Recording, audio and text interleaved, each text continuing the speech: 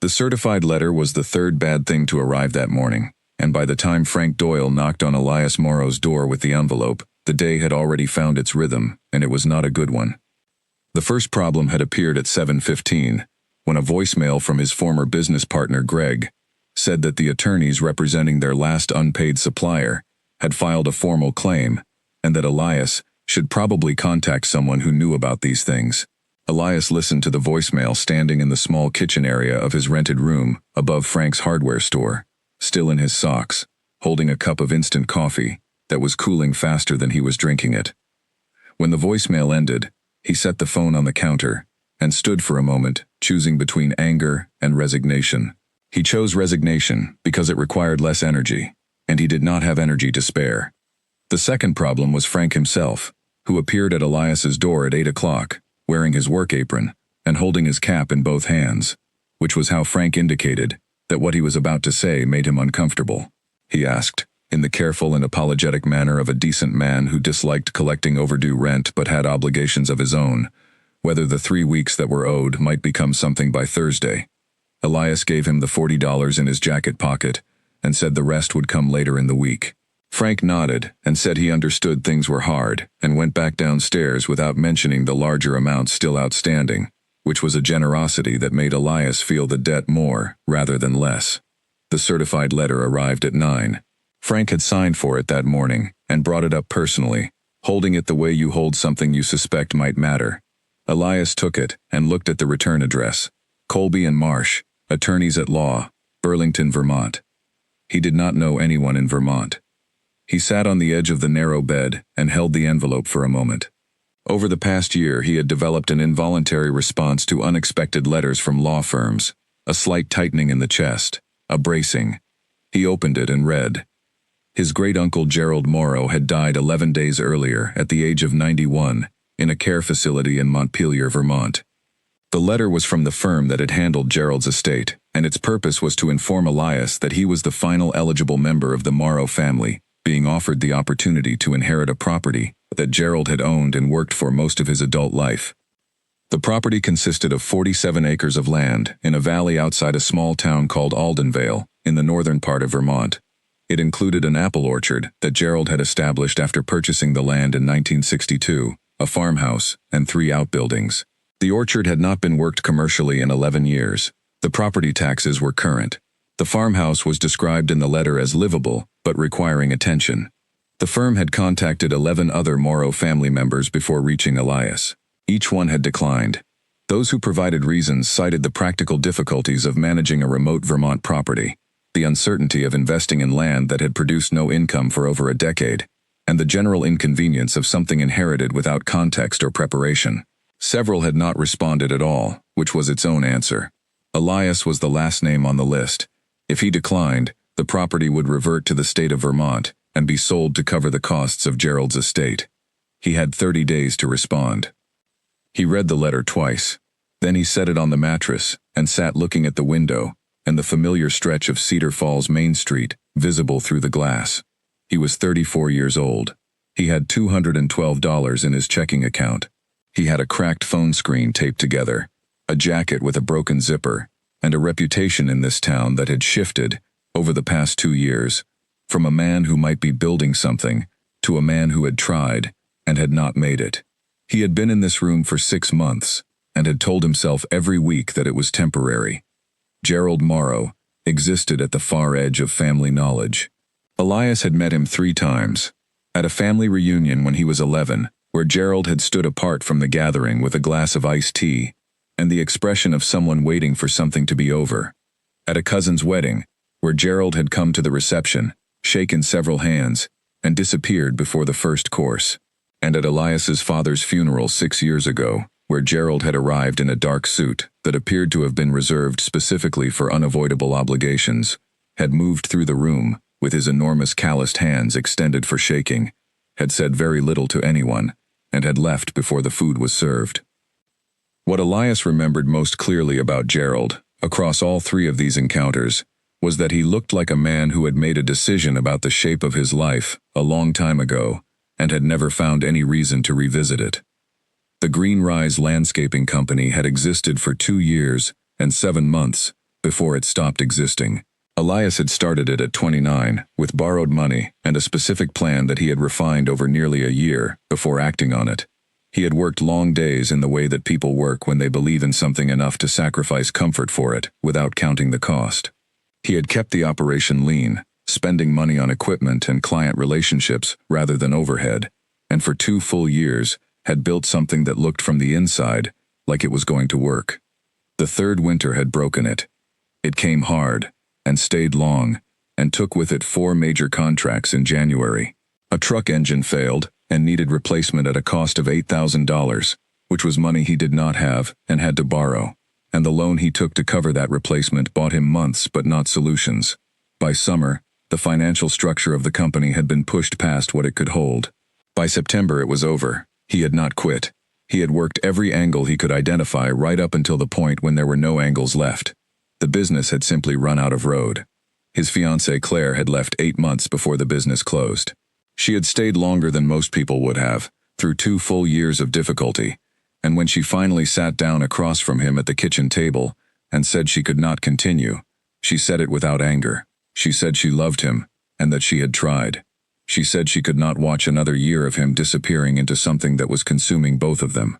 She moved out over 2 weekends, and 4 months later was with his friend Doug, and Cedar Falls found this development considerably more interesting to discuss than the complicated reality of a business failure. His brothers received the news of these events in their characteristic ways. Owen, the eldest, offered structured and reasonable guidance about rebuilding his situation in Ohio, where he at least had professional connections. Nathan asked careful questions about the scope of the damage and offered to help him draft a financial recovery plan. Patrick sent quiet check-in texts every few weeks and did not press him on anything. He called his mother that evening. Clara had managed the family house alone for 6 years, since Elias's father Raymond died, and she had developed the measured competence of someone who had had to manage things alone and had discovered they were more capable than they had known. She listened to the letter and was quiet for a moment when he finished reading.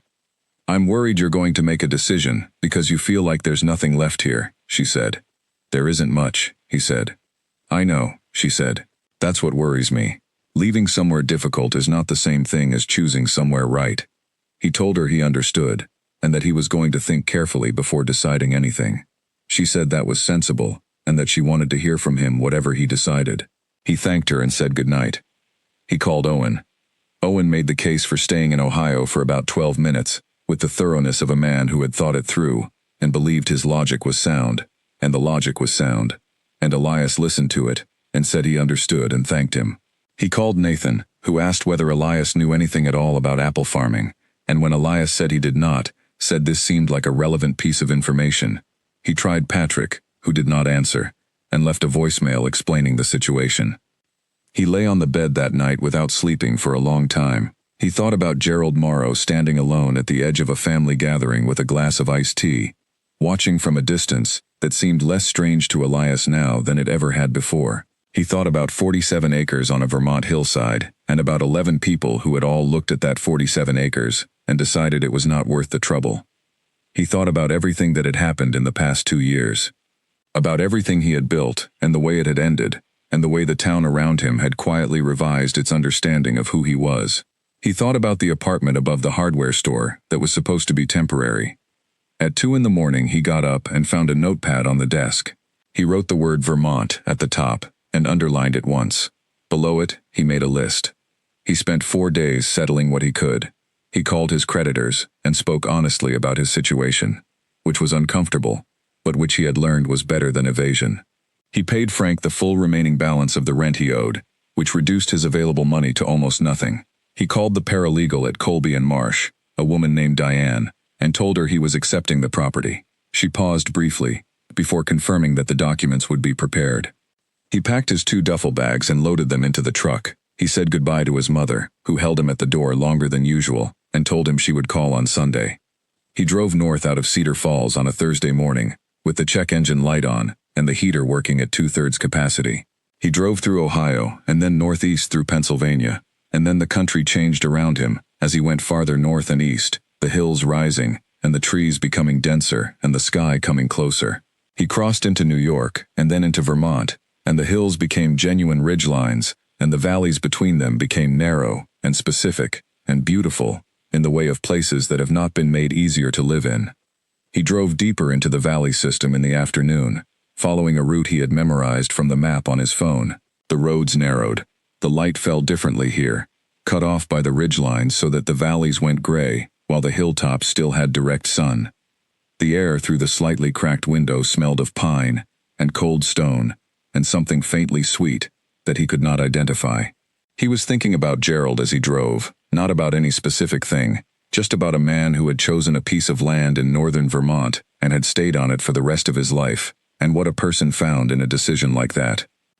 Aldenvale sat at the bottom of a narrow valley between two forested ridges, small in the way that only very old small towns are small, where everything necessary is present and nothing unnecessary has arrived.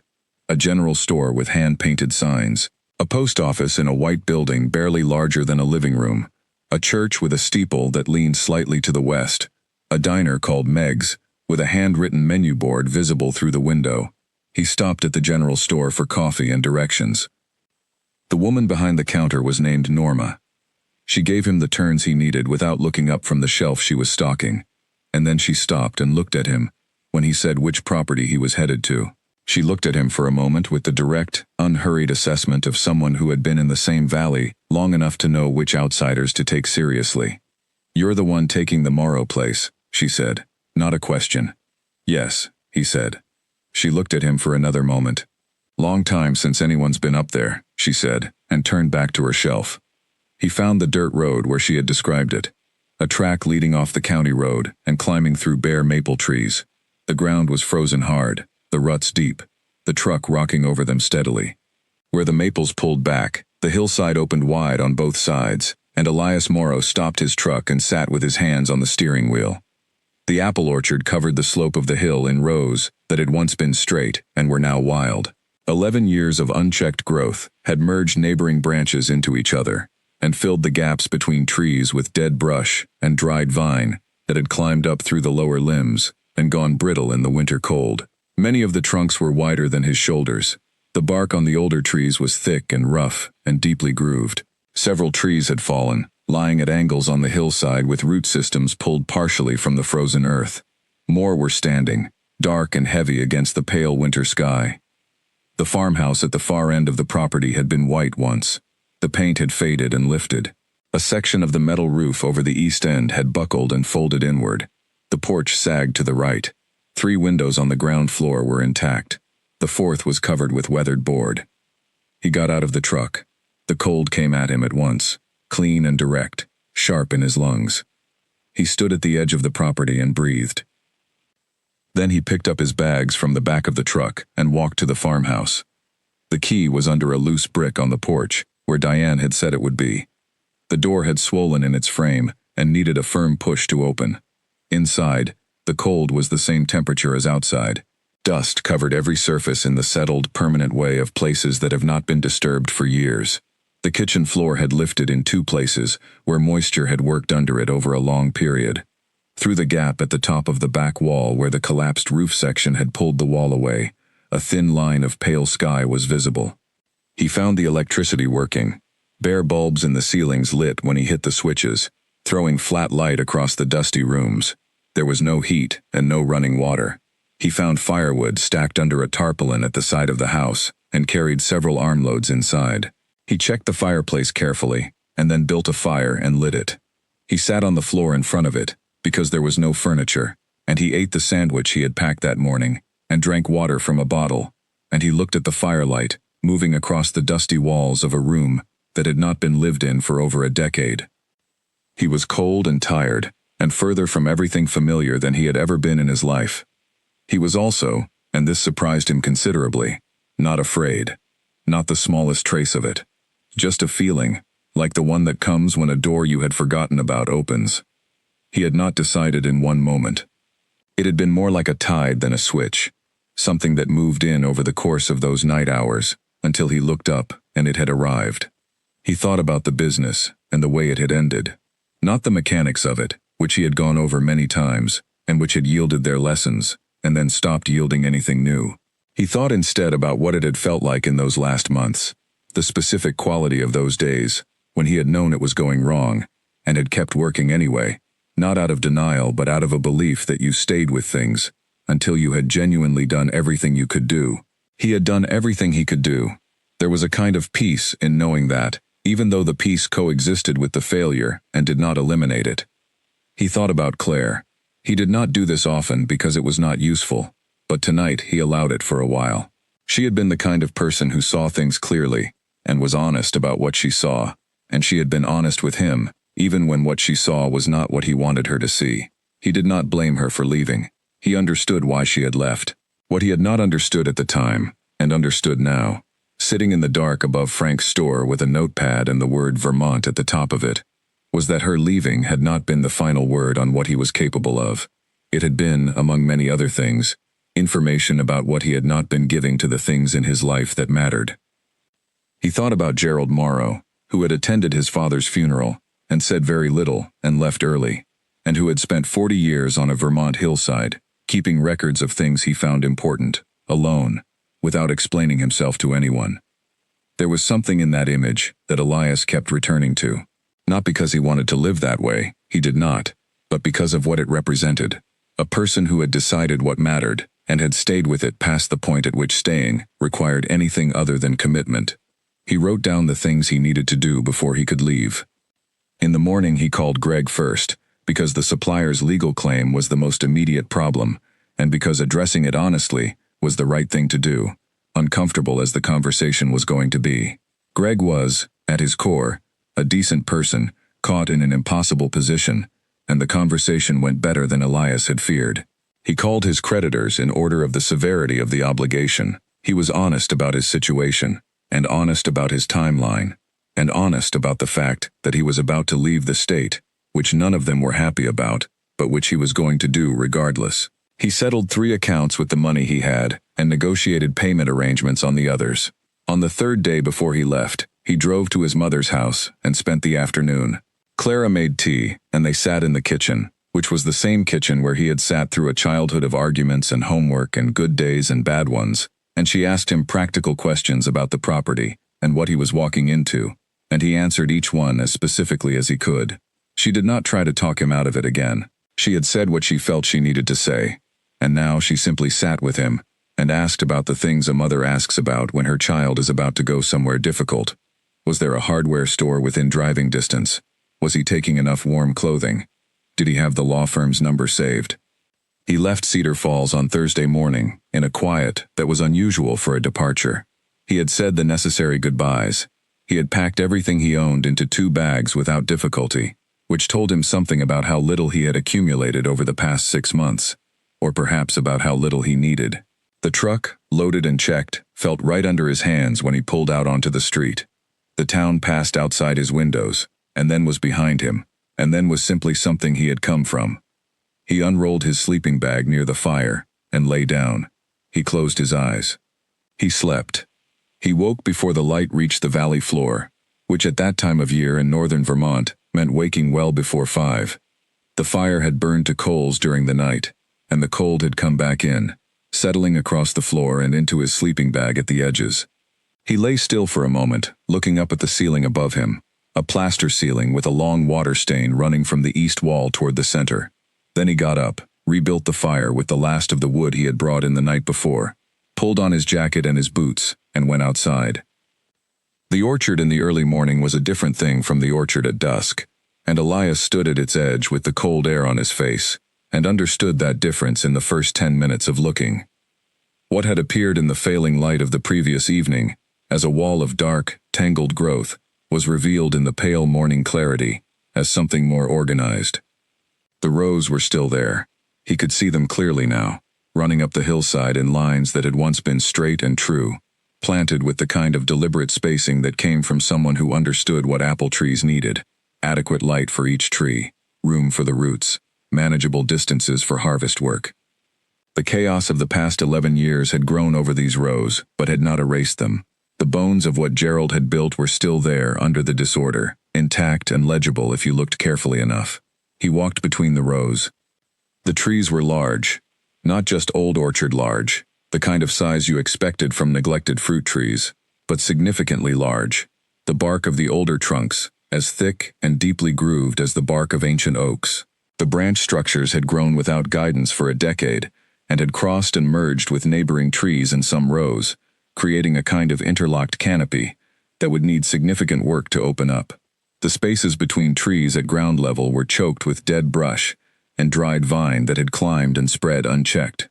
Several trees had simply fallen over the years, lying on the hillside at various angles, their root systems pulled partially from the frozen soil, the trunks silver gray with weathering. He walked the full length of the orchard, from the lower edge near the road to the crest of the hill where the rows ended. He counted 22 rows running up the slope. Within each row, between 8 and 11 trees were still standing, depending on the section. He was not yet in a position to assess the condition of most of what was standing, but from the lower limbs and the bark he could see, the older trees appeared alive. They had the look of things that had been through difficulty, and were still present at the other end of it. He came back down through the rows, and went to look at the outbuildings. The large shed had a sliding wooden door on a rusted track. He gripped the handle and pulled, putting his weight into it, and the door moved on its track with the grinding resistance of something that had not been opened in years. Inside, the shed was roughly the size of a double garage, with a wooden floor and a corrugated metal roof, and walls lined with tools hanging from nails driven at intervals into the framing. The tools were a working collection covering decades of orchard maintenance: heavy-handled shovels, loppers of various sizes, bow saws, pruning shears, a handsaw, a chainsaw with a housing cracked along the top. Several large spray tanks stood along one wall, their seams reddish with rust. A stack of old wooden harvest crates occupied a corner. Along the back wall ran a long workbench, its surface worn smooth at the places where work had been done most often, bearing a collection of glass jars with faded labels, sealed containers, and various small implements. Above the workbench, on a shelf that ran the width of the shed, stood a row of notebooks. Their spines faced outward, each one labeled in the same small, precise handwriting with a year. He counted them quickly. 22. He looked at the notebooks for a moment without touching them. Then he went to examine the smaller outbuilding, which turned out to be a storage shed for garden equipment with nothing of immediate interest. He came back and closed the large shed and returned to the farmhouse. He drove into the nearest town that afternoon and bought the things he needed: a camp stove, basic food supplies, a battery lantern, a better sleeping bag than the one he had brought, a new pair of heavy work gloves, and a handful of other items from the list he had been making in the notepad on the desk. The drive to Millbrook took about 20 minutes east, and he used both legs of it to think through what he was facing. The real estate agent arrived 2 days later. His car was silver and recently washed, which stood out on the mud-frozen track leading to the farmhouse. He got out wearing pressed trousers and a jacket that was a good jacket, but not a warm one, carrying a folder under his arm, and wearing the practiced, friendly expression of someone who had delivered unwelcome news to many people, and had learned to make it sound like an opportunity. His name was Sam Archer. He operated out of Millbrook and represented a range of buyers with interest in property in the Aldenvale Valley. He explained that he had been tracking the Morrow property for several years, that when the estate came available he had reached out to the law firm, and that he was here today to make Elias aware of his options. He said this carefully, emphasizing that he was not here to pressure anyone, simply to provide information. He sat at the kitchen table. The only furniture in the farmhouse now consisted of a folding table and 2 camp chairs Elias had bought in Millbrook, and opened his folder. He had a current land assessment. He had recent comparable sales from the region. At the bottom of a summary page, circled in ink, was the number $220,000. For 47 acres, with a farmhouse and an orchard that had not produced in over a decade, Sam explained. That was a fair number. A strong number for what the property actually was. He noted that the buyer he represented would need to clear most of the orchard, but the land itself had good soil, and the hillside aspect was valuable for certain agricultural uses. He mentioned timber rights and land use potential, and used words like realistic and prudent in a way that was not insulting, but was designed to make the alternative seem impractical. Clear most of the orchard, Elias said. Sam explained that the buyer had evaluated the cost of rehabilitation versus the cost of clearing and replanting, and that rehabilitation was not economically viable for someone looking for a working return within a reasonable time frame. Elias thought about the rows he had walked that morning. He thought about the trees that had been standing on that hillside for decades. He thought about someone with a chainsaw and a chipper working through those rows, and something tightened in his chest that surprised him with its strength. "I'm not interested," he said. Sam Archer folded his papers back into the folder, with the efficiency of someone who had heard this answer before, and respected it. He left his card on the table, thanked Elias for his time, and backed his clean silver car down the mud track. Elias stood at the farmhouse window and watched him go, and then turned and looked at the orchard hillside, and thought, "I have no idea what I am doing, but I am doing it." Helen Grady arrived the following afternoon, in a truck that rattled with the comfortable rattle of a vehicle used hard and maintained correctly. She was in her late 50s, compact and capable looking, wearing rubber barn boots and a canvas jacket with the sleeves pushed up despite the cold. She ran the dairy farm across the valley, she said, and had been there 30 years, and had known Gerald as a neighbor if not as a close acquaintance. She stood at the edge of the yard and looked at the orchard, and then at Elias, with the direct, unhurried look of someone who made assessments about people, the way she made assessments about livestock, without malice and without delay. "You planning to stay on?" she asked. "Yes," he said. She looked at the collapsed roof section. "Walt Faber does roofing in town. He's slow, but he's honest, and his work holds up." She held out a piece of paper with a phone number written on it in ballpoint. She had come prepared. Walt Faber arrived 3 days later with a teenage assistant named Roy and spent 2 full days on the roof. They replaced the collapsed section over the east room, resealed the flashing along the ridge, and checked the rest of the roof surface for compromised areas. When they climbed down for the last time on the second afternoon and loaded their ladders, the farmhouse was weather-tight for the first time in years. Elias stood in the east room after they left and looked up at the new decking. He felt something that was not quite pride but lived near it. He had begun clearing the first row of the orchard the previous day, working with the loppers and the bow saw he had found in the shed. The work was harder than he had been ready for. The brush that had grown up around the base of each tree was dense and intertwined, and clearing it required working in a crouched position through cold air, cutting through material that had been locked together for years by growth and by the wet freeze cycles of Vermont winters. His hands blistered through the first afternoon and were stiff and sore in the morning. He worked through it. His back ached through the first 3 days, and then the ache became something his body accepted and stopped reporting as a complaint. Each tree he freed revealed itself more fully when the brush came away. The bark of the older trees was extraordinary, thick and deeply furrowed, grooved in patterns that looked almost architectural, layered in the way that old wood layers when it has been exposed to enough seasons. The root flares at the base of some trees were massive, the wood widening to a spread that anchored the trunk like a foundation. The lower branches on the oldest trees were as wide around as his calf. He photographed each one. He had started a folder on his phone labeled with row numbers and tree positions. He did not yet have a clear reason for this beyond an instinct that it mattered. He kept doing it. He was clearing the brush around the 8th tree in the first row one morning, when Helen Grady appeared at the edge of the orchard. She was not heading anywhere in particular. She had simply come to look, in the direct and unsentimental way that she looked at things. "You're not pruning," she observed. "Not yet," he said. "I don't know enough to prune. I'm learning first." She nodded, as if this were the reasonable response she had hoped to hear. She looked at the trees around them. "Gerald had names for all of them," she said, "not just apple or variety. He had specific names he used for specific trees, like they were individuals rather than specimens. He'd talk about them sometimes. Not much. Gerald wasn't a talker. But get him on the subject of his trees and he could go on." She paused. "He used to say there were things growing up here you couldn't find anywhere else in the world. I always thought that was Gerald, being Gerald. He liked being the one who knew things." She left a few minutes later, walking back toward the road in her rubber boots.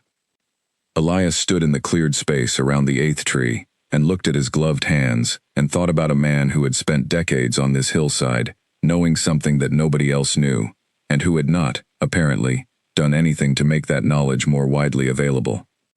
That evening he went into the large shed. He had been in it once before, briefly, on his first morning. He went back now and pulled the first notebook from the shelf above the workbench. It was labeled with a year from 27 years ago. He opened it to the first page. The handwriting was small and very precise, the kind of hand that comes from long practice and a particular mind. each letter formed with care, and each word placed with intention. It was the handwriting of someone who believed that written records had a purpose, and that the purpose was best served by accuracy and legibility. The contents were records, column headings, dates, measurements, the kind of systematic notation a scientist would make.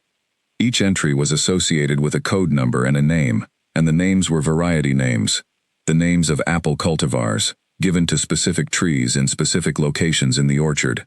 Gerald had recorded flowering dates, fruit set percentages, fruit characteristics described with a precision that went well beyond what you would find in any catalog. He noted color, firmness, texture of the skin, texture of the flesh, flavor components broken into elements that he named with words like anise, spice, honey, green, and earth. He noted storage behavior, how the fruit held over weeks, what changed and what did not. Elias pulled the second notebook, the third. He worked through them at the bench while the camp stove heated water for coffee.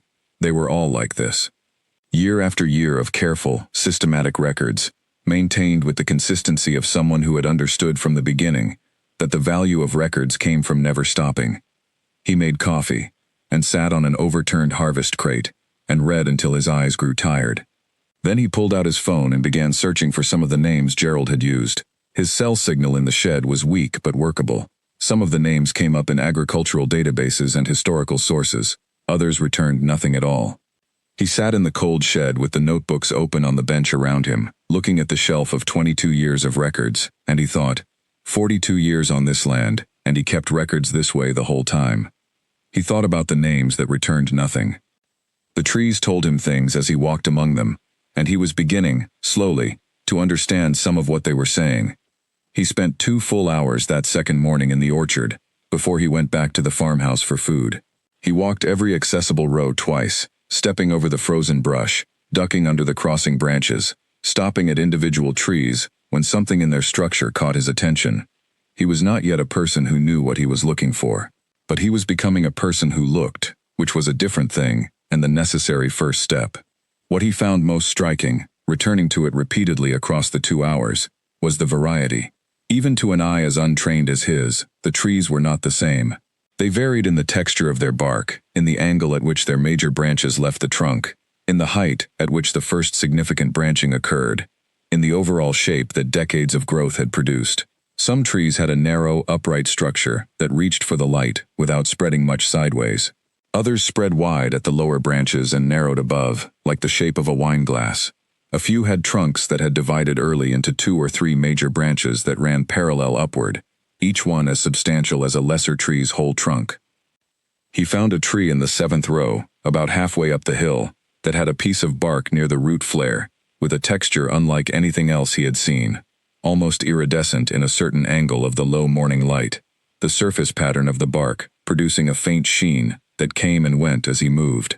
He photographed it from 4 angles and came back to look at it twice more before he left the orchard. He did not know what this meant. He wrote about it in his notepad.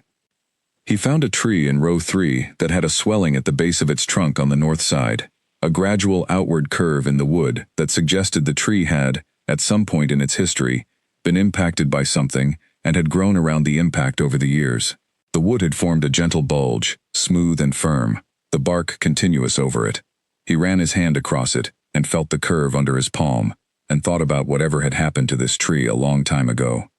He found 2 trees in the same row that appeared, from their bark pattern and their branching architecture, to be the same variety. This interested him in a way he could not yet articulate, that someone had planted the same variety in 2 positions, had made a choice about that. You did not end up with 2 of the same by accident. You ended up with 2 of the same, because you believed in that variety enough to give it more than one position in a finite space. In the afternoon, he started clearing brush at the base of the first tree in the first row, and the work immediately showed him how wrong his initial estimate of the task had been. What looked, from a distance, like dry brush that could be cut through quickly was, up close, a dense and interlocked structure of dead material that had been building for years, old growth pressing down on older growth, vine winding through everything. He worked for 3 hours and cleared enough ground around the base of a single tree to stand in it comfortably, which felt like less progress than it was. He looked at what he had uncovered, the root flare of the tree, the soil around it, the base of the trunk as it rose from the ground, and he understood that he had not been looking at the tree before. He had been looking at what had grown around it. Now he could see the tree. He went back to it the next morning, and then the morning after that, and by the end of the week, he had worked the length of the first row, and the row was open, and the trees stood in it, in a line that was suddenly visible as what it had always been.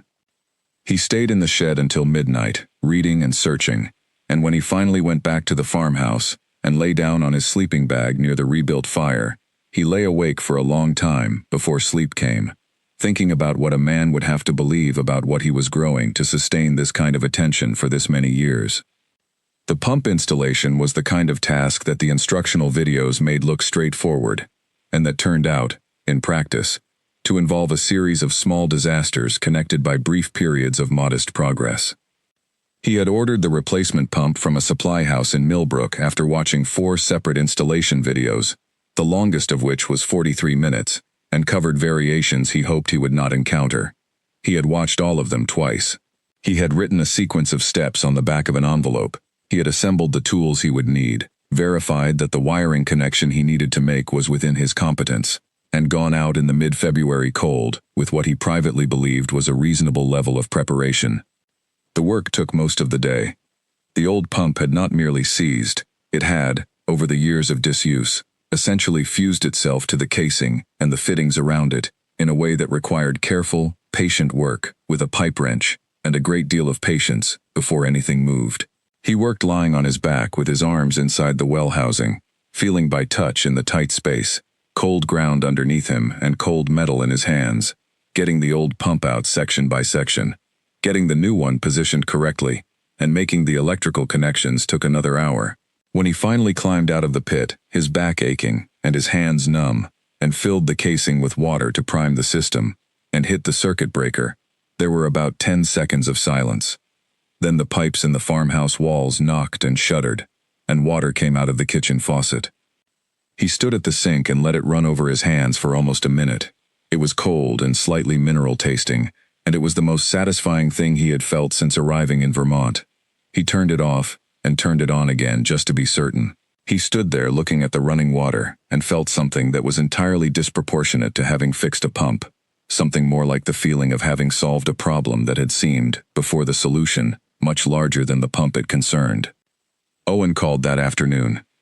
Owen said that he and Nathan had been talking, and they were both concerned that Elias was making a bad situation worse by staying in Vermont.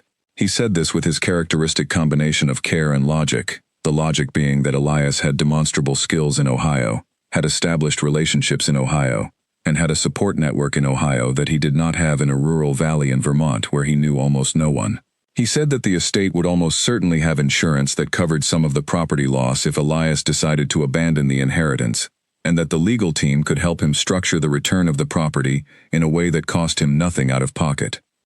Elias leaned against the kitchen counter and listened to all of this. He looked at the faucet, still slightly dripping where the seal was not yet fully seated. "Owen," he said, "I just fixed the water pump." "That's good," Owen said, "but fixing a pump doesn't make a plan." "A plan comes after you understand what you have," Elias said. "I'm not done understanding what I have." Owen said he understood, and that he just wanted Elias to be honest with himself about the odds. He said this in the tone he used when he had made his best argument and knew it had not landed. They talked for a few more minutes about other things and then said goodbye. Nathan called 3 days later, with a somewhat different approach. Nathan asked how the physical work was going, which meant he was thinking about this from a different angle. When Elias described the pump installation and the roof repair and the orchard clearing he had been doing for 3 weeks, Nathan was quiet for a moment. "You're not in bad shape for someone who's been sitting in a room above a hardware store," Nathan said. "I wasn't sitting in a room," Elias said. "I was trying to figure out what came next." "And this is what came next," Nathan said. "Yes," Elias said. Nathan did not have Owen's counter-argument to this. He shifted to asking about practical things, the water quality, the heating situation, the condition of the electrical system, and Elias answered each question specifically, and by the end of the call Nathan's tone had changed slightly, taken on something that was not yet support, but was no longer the assumption of failure. Clara called on Sunday, as she always did. She asked about the water and the roof and the cold, and he answered each question. Then she said something she had not said in any of the previous weeks of Sunday calls. "I keep thinking about it," she said. "About you being up there. And I keep coming to the same place." "What place?" he said. "That it might be the right thing," she said. "I don't know how to explain that. I just keep thinking it." He didn't say much in response. He held the phone and looked at the repaired kitchen floor, which he had been working on with new boards for the past week. He thought about his mother, who had told him at the beginning that leaving somewhere difficult was not the same as going towards something right, and who was now saying something different. "Thank you," he said. "Don't thank me," she said. "Just do the work." The physical work had been changing him for the past 3 weeks, in ways he noticed most when he stopped noticing them. His hands had gone from blistered to calloused, without him registering the transition. His back, which had ached through the first days of clearing, had simply stopped reporting the work as something worth complaining about. He could swing an axe for an hour, carry full harvest crates from the orchard, work in a crouched position for sustained periods without his knees objecting. His body had made the adjustments that bodies make when they are used seriously, and the result was that he moved differently through the days, with less effort and less awareness of effort. He slept differently too, deeply and quickly and completely, the way he had not slept in Ohio, where the nights had often been long and the sleep thin and fragmented with the background hum of things he had not resolved. In the evenings he read the notebooks. He had settled into a system. He brought the camp stove into the shed after dinner and made coffee, and sat on the overturned harvest crate at the workbench and read for 2 or 3 hours before the cold drove him back to the farmhouse. He had gone through all 22 notebooks once and was going through them again, more slowly this time, with a notepad of his own beside him, to write down things that required further research or that he did not fully understand. Gerald's writing was not the writing of a farmer keeping basic operational records. It was the writing of someone conducting a long, serious, private investigation into something he considered important enough to document with complete precision. Each tree in the orchard had a code, a combination of letters and numbers that Gerald had maintained consistently across all 22 years of the records he had on the shelf.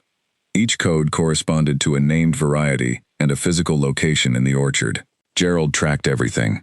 The date each tree began showing buds each spring, the date the first flowers opened, the percentage of flowers that set fruit, the average weight of the fruit at harvest, the color, the texture of the skin, the color and texture of the flesh, the flavor described with a specificity that reminded Elias of wine notes, but without the pretension, just plain observation. And then there was what Gerald called the character of each variety. This was the category that was different from the others. In the sections where Gerald wrote about character, the language changed. It became less clinical and more considered. He described qualities that could not be captured in measurements, the way certain fruit smelled before it was picked, the particular combination of sharp and sweet in the first bite, the way the flavor developed as you ate it, rather than delivering everything at once.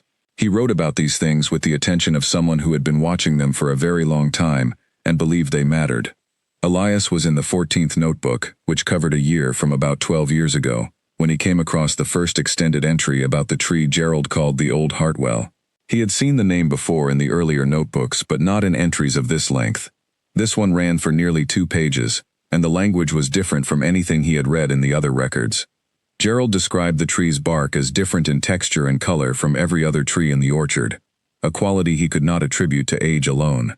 He described the fruit in terms that suggested he considered it in a different category from the rest of the orchard's production, not in terms of commercial value, but in terms of some quality he was trying to name, without quite finding the right word for it. Elias read the entry twice. He sat looking at the notebook for a moment. Then he pulled out his phone and typed, "Hartwell apple variety," into the browser. He found almost nothing. A few passing historical references, brief mentions in old agricultural documents that appeared to be scanned state survey records. One mention in a compilation of New England apple history from the late 19th century. Nothing in any current pomological database, nothing in any commercial catalog. The name appeared, dimly, in the historical record, and then it did not appear at all. He went back to the notebook and read the Hartwell entry a third time. Gerald had written about this tree as though it were something specific and known to him in a way that other trees were not. The note at the end of the entry read, HW1, original specimen, confirmed viable. Elias set the notebook down on the bench. He sat with his coffee cup in his hands in the cold shed and thought about the word confirmed. Confirmed, by someone who had been tracking this orchard for decades, implied something being checked against something else. A standard, a prior documentation, something to compare it to.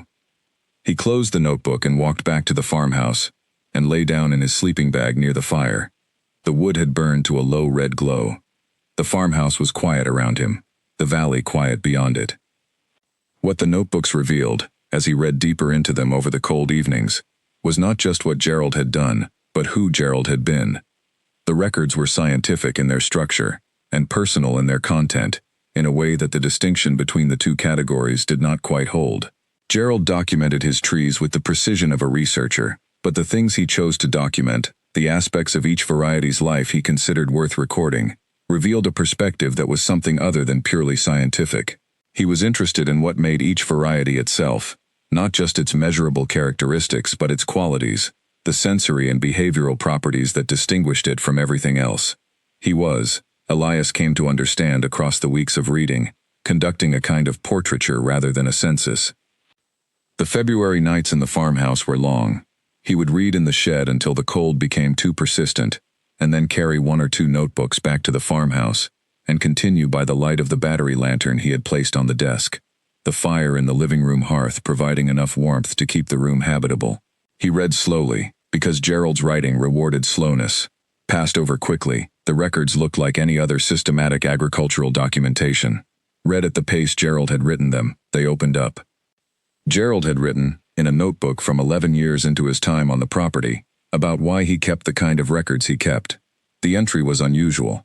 Most of the records were purely observational, without this kind of direct statement about methodology. But in this entry, Gerald wrote that the qualities he tracked in his character column existed only in the experience of the person paying attention to them, that they could not be measured or photographed or verified except by direct encounter, and that if they were not written down by the person who had encountered them, they would simply not exist in any permanent form.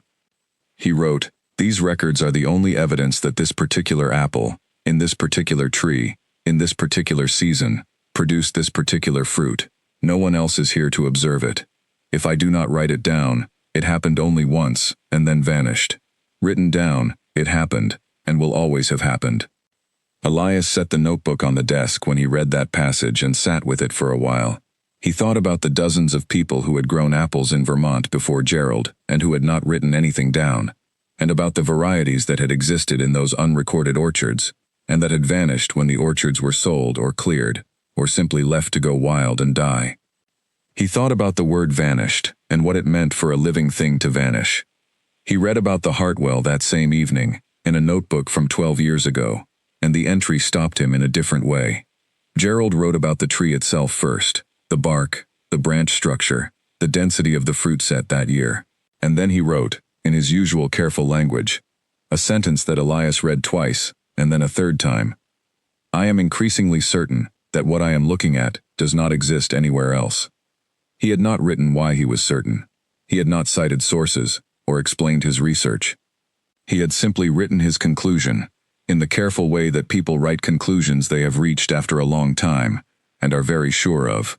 And then he had continued his harvest notes, as though the sentence had not just changed the scale of what he was documenting. He lay awake for a long time, looking at the ceiling crack above him, thinking about what a person would have to believe about what they were growing to write about it in those terms, alone, over those many years, with nobody to tell. By early March, Elias had cleared 5 rows of the orchard and was beginning to recognize the trees.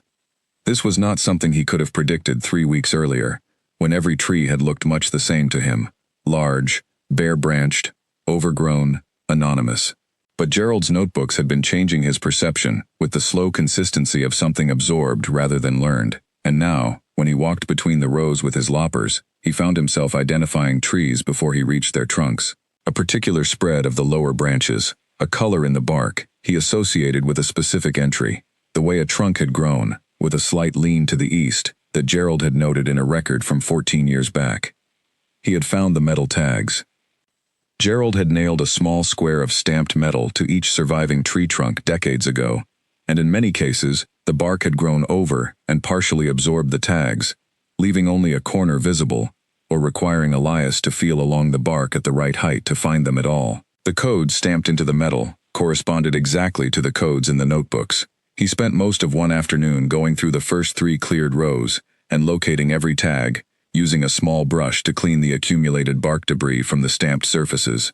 He wrote each code and its physical location in his own notepad. The system Gerald had built was more complete than Elias had initially understood. Every surviving tree in the orchard was tagged and coded and fully documented in the records. Every one. Gerald had not missed a tree in 22 years of record keeping that Elias had access to, and from the references to earlier records that appeared throughout the notebooks, he had not missed a tree in the years before that either. Whatever Gerald had been doing on this hillside, he had done it with total commitment and with no apparent intention of letting it become incomplete. Elias went through all 22 notebooks a second time, sequentially, taking 3 weeks to do it, and writing as he went. He was building a record of his own now, a spreadsheet on his phone that listed every variety Gerald had named, the codes associated with it, the number of trees carrying that variety, and then a column for what he found when he searched the major pomological databases and historical records. The searching took as long as the reading. He worked through it in the evenings, cross-referencing Gerald's names against the databases maintained by agricultural universities, extension services, the National Apple Register, historical records from the New England pomological societies that had documented cultivars through the 19th and early 20th centuries. He was not an expert in any of this. He was learning as he went, building familiarity with the sources and the terminology through repetition, and through the particular kind of attention you pay to something you need to understand. Most of Gerald's varieties matched. 31 of the named cultivars in the records corresponded to entries in the databases, some of them well-known heritage varieties, and others obscure but documented, surviving in small numbers in scattered orchards across New England and the upper Midwest. Gerald had several varieties that were considered rare, meaning that known living specimens were few, and their locations scattered, and finding them here in a Vermont Valley orchard gave Elias the first sense of the scale of what Gerald had been doing. These were not random trees. They were collected and maintained with a purpose. 3 varieties did not match anything he could find. He checked these 3 against every source he had access to. He searched the databases multiple times under different search terms in case he was looking in the wrong place. He looked at regional and state-level records. He searched the digital archives of agricultural journals from the 19th century, which were accessible through a university library database he had signed up for specifically for this purpose. For 2 of the 3 varieties, he found fragments, historical mentions, descriptions that resembled what Gerald had recorded, but that did not appear in any current inventory of living specimens. For the 3rd variety, the one Gerald called the Old Hartwell, he found almost nothing. A brief mention in a Vermont agricultural survey from 1941, a single entry in a 19th century New England Pomological Society report, the name, and a few lines of description, and then nothing at all. He went back through the notebooks and read every entry that mentioned the Hartwell from the first notebook to the last. He read them in sequence, in order, the entries spread across 22 years of records, and watched something develop across that span of time. In the earliest notebooks, the Hartwell entries were shorter than the entries for most of the other documented varieties. Gerald noted it, recorded its annual performance, described the fruit with his usual precision. But the notes were not longer or more careful than the notes he took for other trees. In the middle period, around year 11 and 12 of the records, the Hartwell entries began to grow. Gerald was spending more time on them, writing more, describing the tree in more detail. By the most recent notebooks, the Hartwell entries were the longest entries Gerald wrote about any tree in the orchard. Some ran to 3 pages, 4 pages, the handwriting the same but the language becoming more careful, more deliberate, as if each word were being chosen with the awareness that imprecision would be a failure. In the last notebook, dated 3 years before Gerald's death, the most recent Hartwell entry included a line that Elias read, and then reread, and then sat still with for a long time. Gerald had written, "This tree represents the last known living specimen. All other recorded occurrences are documented as lost. I have confirmed this as completely as I am able to confirm it. The last known living specimen." Elias sat at the workbench in the cold shed, with the notebook open, and his coffee cooling beside him, and looked at those words for several minutes. He thought about what it meant to know that, and to sit with that knowledge alone, and to keep recording it year by year, with the same systematic care you had applied to everything else. He thought about the 1941 Vermont Agricultural Survey mention.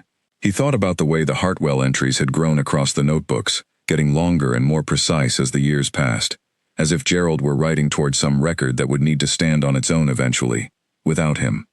He built the spreadsheet. He populated it with every variety, every code, every data point he had. He organized it by match status, confirmed database match, partial match, no match. He tagged the 3 no-match varieties in red. He photographed 40 pages of Gerald's notebooks, selecting the pages that contained the most specific descriptions of these 3 varieties and the most detailed physical observations. Then he composed an email.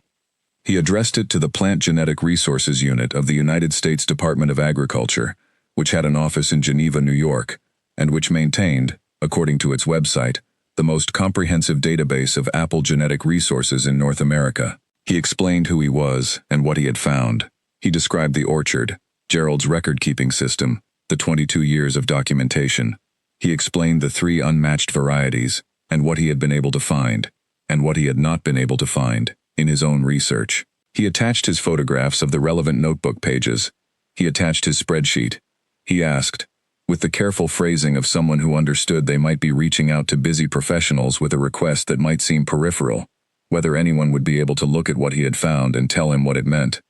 He sent the email on a Thursday evening in late February, and then went back to the farmhouse and did not think about it much, because thinking about it would have meant attaching expectations to it, and he had learned in the past 2 years not to attach expectations to things he could not control.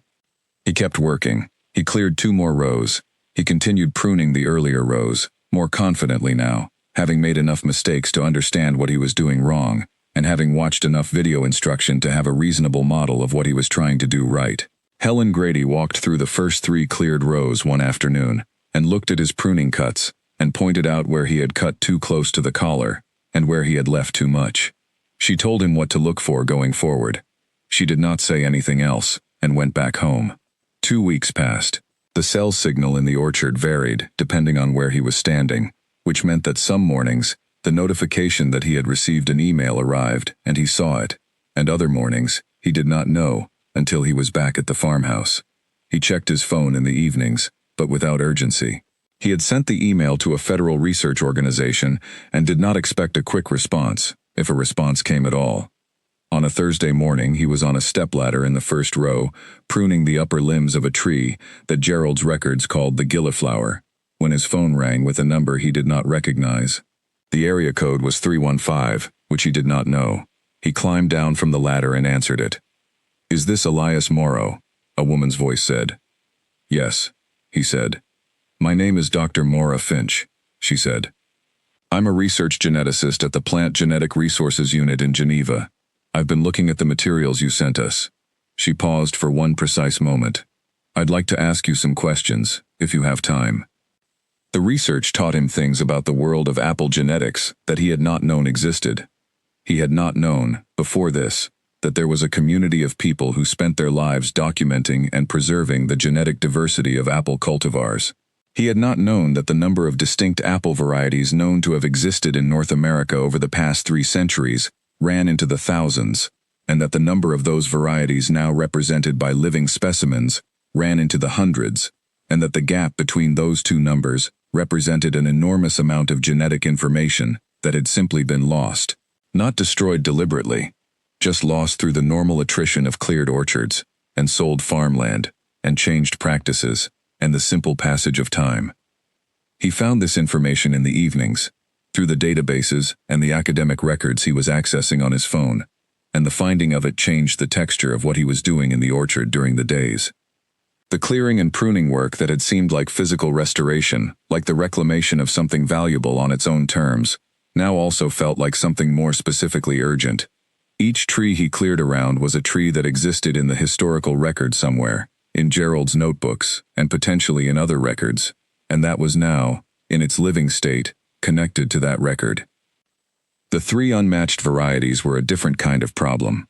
For 2 of them, he found historical records, state agricultural surveys, pomological society reports, references in farming publications from the late 19th and early 20th century.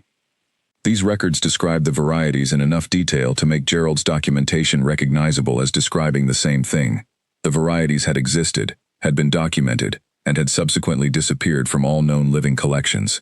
The living trees in Gerald's orchard were, as far as any record showed, the only survivors. He spent an entire evening just reading about the history of one of these varieties, a cultivar called the Redfield Yellow, which appeared in Vermont and New Hampshire agricultural records between 1878 and 1912, and was described in those records with consistent enthusiasm, a late-season variety with unusual storage properties, and a flavor that the 1893 Vermont survey described as, without close comparison among the common varieties of this region. The record stopped in 1912. He could not find anything after that. He found 3 trees in Gerald's orchard that Gerald had documented as Redfield Yellow. 3 living trees carrying the genetics of something that had not appeared in any record for over 100 years. The Hartwell research produced a different response in him than the Redfield Yellow research had. With the Redfield Yellow, he had felt the weight of what had been lost, and then the significance of what Gerald had preserved. With the Hartwell, he felt something less stable. The historical record was thinner, the documentation older, the variety more obscure. But Gerald's notes about it were the most sustained and most careful notes in any of the 22 record books. Whatever the Hartwell was, Gerald had believed it was the most important thing in the orchard, and the world's records about it were almost nothing. He built the spreadsheet carefully, populating it row by row, tree by tree, variety by variety. When he was done, he had a document that represented the full scope of what Gerald had curated on the hillside outside Aldenvale, 41 varieties, the locations of every surviving tree carrying each one, and the current status of each variety, in terms of what the public record showed about it. 3 columns in red, for the unmatched varieties. 1 row in the red columns highlighted in a darker shade, for the Hartwell. He read the email he had written 3 times before sending it. He tried to make it precise without being presumptuous, informative without overwhelming. He attached the photographs and the spreadsheet, and a summary he had written specifically for this communication. He pressed send.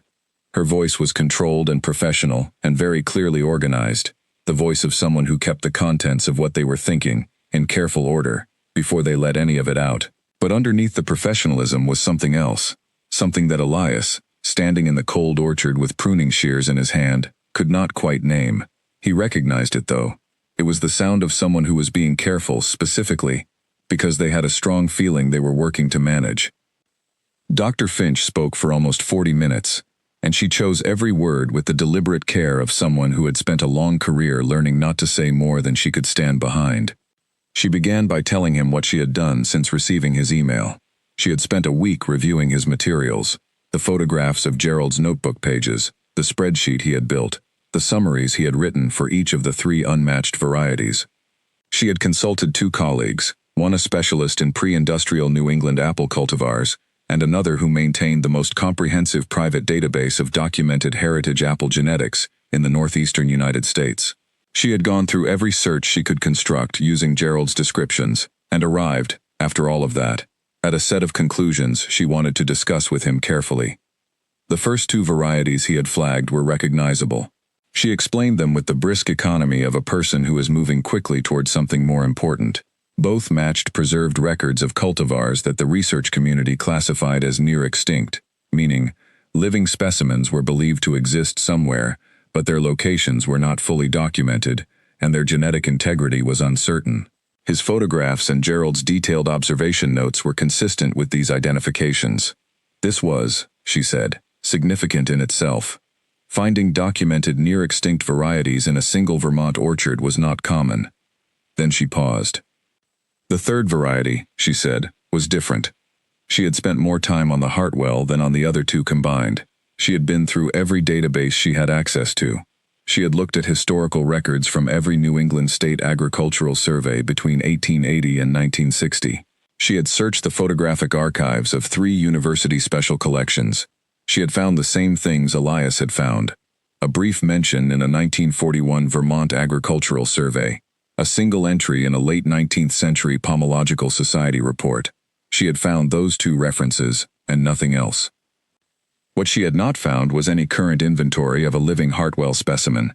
any confirmed scion or graft material, any genetic sample in any preservation collection she had access to or knew of. The name appeared in the historical record and then, as far as she could determine, it simply stopped appearing. The last documented reference to a living tree was the 1941 Vermont survey, in which the surveyor had noted a single specimen in the northern part of the state and had not been able to confirm its status the following year. "I need to come to the property," she said. She said it plainly, without excessive qualification. She needed to see the tree herself. She needed to take samples. She needed to assess what Gerald had documented against the physical reality of what was standing in the orchard. The photographs were helpful but insufficient. She could be there in 2 weeks. Elias told her what the property looked like in its current state. Partially cleared.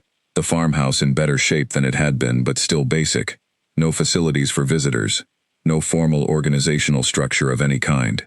He said this in case it was the kind of information that changed her plans. It was not. She said she had done field work in locations considerably less organized than a Vermont farmhouse, and that the property's condition was not the relevant variable. She said she would be there on a Wednesday, arriving in the morning. He thanked her and ended the call.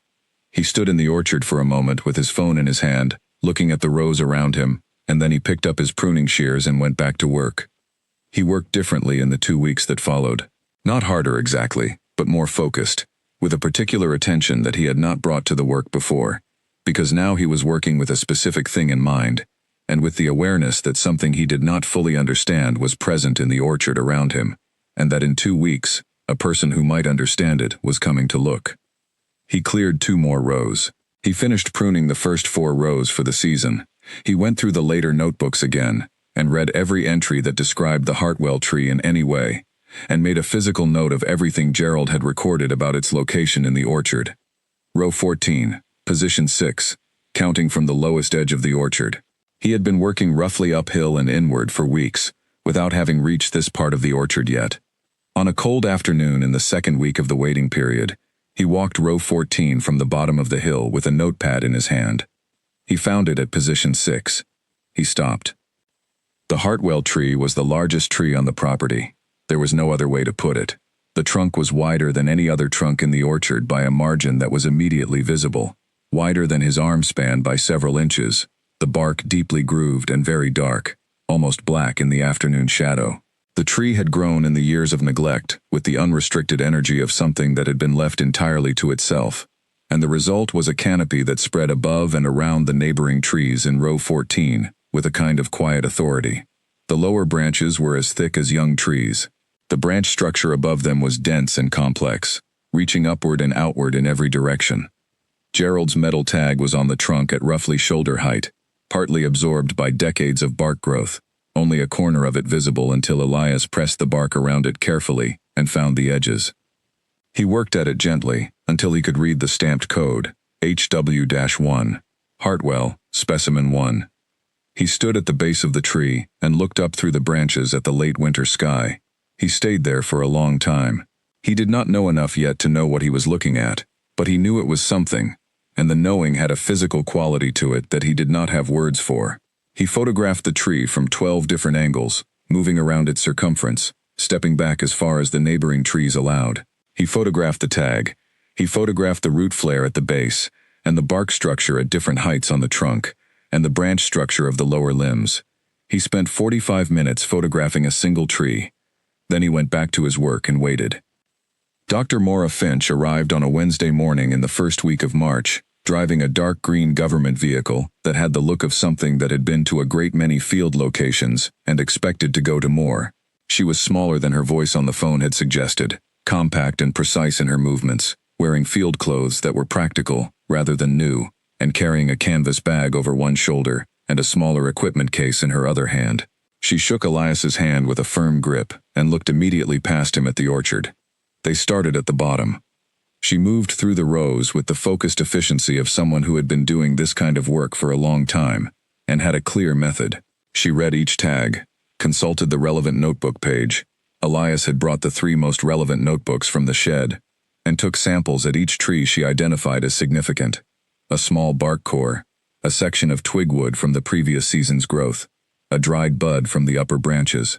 She carried her sample kit in the equipment case, and she worked it with the practiced speed of someone who had taken many hundreds of samples in many kinds of conditions. She did not talk much while she worked. She asked occasional specific questions. When was the last time a particular tree had been pruned before Elias arrived? Whether the soil in the lower rows had any drainage issues he had noticed. How Gerald's notebooks described the flowering pattern of a specific variety. She listened to his answers and wrote something briefly in her own notebook and moved on. By row 8, she had confirmed the 2 near-extinct varieties with a quiet efficiency that seemed to cost her very little. She noted them in her records, flagged the samples, moved on. By row 12, her pace had slowed slightly. She was reading the notebook pages between trees more carefully. She asked fewer questions and spent more time in her own notebook. She reached row 14 at midday and walked it from the bottom of the hill, reading the codes on each tag as she went, cross-referencing with the notebook Elias was carrying. At position 4, she stopped and examined a tree for several minutes without taking samples. At position 5, she took a standard sample and moved on. At position 6, she stopped. She did not touch the tree, not immediately. She set her equipment case on the ground and walked a slow, complete circle around the trunk, looking at the bark, looking at the root flare, looking up through the branch structure at the sky. She read the tag. She looked at the bark around the tag. She read something in Gerald's notebook that Elias was holding, and then looked back at the tree. She walked the circle again. The question she asked most often during the walk was, what does Gerald write about this tree specifically? He had brought 3 of the notebooks with him, the ones that covered the most critical periods of the Hartwell documentation, and he opened them at her request, at every tree she identified as significant. She read Gerald's handwriting with the speed of someone who had spent a career reading field notes, and who processed handwritten records without the friction that other people experienced. She read, asked a question, and moved on. She was systematic in a way that felt less like a method and more like a nature. When they reached the trees he had identified as the 2 near-extinct varieties, she took her samples and noted her observations and moved on with the same efficiency she had brought to the earlier rows. These confirmations, significant as they were, did not slow her. She was heading somewhere. In row 10, she paused at a tree that Gerald had not flagged as unusual in any particular way. She read the notebook entry for it, looked at the bark, looked at the entry again. She said nothing. She made a notation in her own notebook and moved on. He looked at the tree after she passed it and could not identify what she had seen. He made a note to ask her about it later, though when later came he forgot to ask and never remembered again. By row 13, her pace had changed noticeably. She was spending more time at each tree. She was reading Gerald's notebooks more slowly, going back to earlier entries after reading later ones. She stopped twice to consult a reference document she carried in her bag, a photocopied compilation of something old enough that its edges had browned. At the end of row 13, she stopped and looked up the hill. "How many more rows?" she asked. She nodded. She started up row 14. The trees in row 14 were among the oldest in the orchard. Gerald's records placed most of them as predating his time on the property, trees that had been here when he arrived, and that he had documented as found rather than planted. The row had a different quality from the rows he had established himself, a greater irregularity in the trunk sizes and branch structures that reflected decades more of growth without management. She read the tag on each tree as she passed it. Position 1, 2, 3, 4. At position 5, she paused for a moment longer than she had paused at any of the earlier trees in the row. She looked at the bark. She looked at Gerald's entry. She set her hand briefly against the trunk, not with the assessing pressure of sampling, just lightly, as though checking something she could not see. She moved on. She reached position 6. She stopped. She was absolutely still for a moment, looking at the trunk. Then she set her equipment case on the ground. The 2 weeks between Dr. Finch's call and her arrival were unlike any 2 weeks he had spent on the property. He worked with a physical intensity that was different from anything before it, not frantic, but purposeful, in a way that gave each task a weight it had not previously carried. He pruned 2 full rows in 3 days, working before the light was fully up, and stopping only when he could no longer see the cuts he was making. He cleared the last of the brush from the final uncleared row, and found, at the end of it, 3 trees he had not seen before. The brush had been so thick that the trees behind it had been invisible from the row above, and now they stood revealed, enormous and old, their bark thick with decades of growth. He spent an afternoon simply walking the orchard from end to end without tools, reading the tags, tracing the grid of Gerald's plantings, with fresh attention now that he understood something about what each variety in the grid represented. He had learned enough in the months of research to have real associations with most of the variety names. He could move through the rows and understand, at each tagged tree, something about where that variety had come from, and what it was, and why someone would have wanted to preserve it. And then there was the Hartwell. He came back to it each of the 14 days, sometimes in the morning and sometimes in the afternoon, sometimes just passing through the row without stopping, other times standing at its base for several minutes. He was trying to see it the way he understood Dr. Finch was going to see it, not as the tree he had found in an orchard he was restoring, but as an object of scientific significance, a specimen of a believed extinct cultivar, the last documented member of its kind. He could not quite do it. To him it was still primarily a tree, specifically this tree, the largest one on the property, the one Gerald had written about in his longest and most careful entries. He could not separate the tree from the record of the tree's life that Gerald had left behind, and he was not sure he should try. Then she opened her equipment case and put on clean gloves. She worked with a precision that was visible in every movement, the precision of someone for whom this procedure mattered in a way that most procedures do not. She took a bark core from the trunk at chest height, working with a specialized tool that extracted a thin cylinder of material without damaging the tree's living layer. She took 2 twig sections from lower branches, each one representing the previous growing season's wood. She collected 3 desiccated buds from the tips of upper branches, working from a folding step she carried in the equipment case, for exactly this kind of situation. She labeled each sample separately, logging the date and time and location on the case. She did all of this without speaking. When she was finished, she stepped back from the tree and looked at it for a moment. Then she looked at Elias. "Tell me what Gerald wrote about this tree in the earliest notebook you have," she said. He read her the relevant passages from the first notebook on the shelf, which covered a period 27 years ago. Gerald's entries on the Hartwell in that earliest volume were shorter than the later ones, but contained the same core observations: the tree's unusual bark, the distinctive branching pattern, the specific quality of the fruit. At the end of the relevant section was a note in Gerald's handwriting that read, "Specimen acquired from estate auction, Washington County, 1968. Original provenance unclear. Will document." Dr. Finch wrote something in her notebook. She looked at the tree again. "The Hartwell cultivar," she said carefully, "was a pre-Civil War New England apple.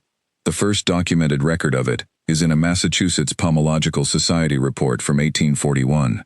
It appears in the historical record through the late 19th century and into the early 20th, primarily in Vermont and the western Massachusetts hill country. It was considered an exceptional fruit. The reports that described it used language you did not often see in agricultural records of that period, language that went beyond the standard commercial assessments." She paused. The last confirmed living specimen was noted in a 1941 Vermont State Agricultural Survey. The surveyor documented a single tree on a property in Washington County, which is the county directly north of here. A follow-up survey in 1943 found no trace of the tree, and the property had changed hands. The cultivar was subsequently listed as believed extinct. It has remained on that list. She looked at Elias. "I'm sending these samples to a genetics laboratory at Cornell. They will run a full sequence and compare it against the 1847 pomological documentation, which was thorough enough to allow for genetic reference points. I'll have preliminary results in 4 to 6 weeks." She was professional through all of this. Clear, specific, measured, but her hands, when she began repacking her sample case, were not entirely steady. Elias noticed it and said nothing. She drove back down the dirt road in the afternoon. He watched the dark green vehicle move through the maples and turn out onto the county road. Then he stood alone at the edge of the orchard and looked at the hillside. Spring arrived in the valley while he waited for the Cornell results, arriving in the way of Vermont springs, not all at once but through a series of daily small revisions. The mud season came first, the frozen track turning to something that required the truck to be left at the bottom of the road and the walk done on foot. The snow retreated from everything except the deepest shadows of the north-facing hollows between the orchard rows. The maples at the bottom of the property produced the tentative reddish flush of pre-leaf that preceded their actual leafing by 10 days. And then one morning he walked out of the farmhouse and looked at the orchard and stopped. The trees were budding. Every row he had cleared, every tree he had worked around over the winter, was carrying the tight green-brown nubs of new growth along the branches, the visible sign that the wood inside was alive and responding to the season. He walked row by row and looked at each tree, and on tree after tree he found the same thing. The orchard was not dead. It had been waiting. He had spent a winter learning to see the structure beneath the neglect, and now the structure was answering. At row 14, position 6, the Hartwell tree carried more buds per branch than any other tree he could see from where he stood. Dense clusters of new growth packed every section of living wood, a visual abundance that made the tree look, in early April light, as if it were preparing for something more than an ordinary spring.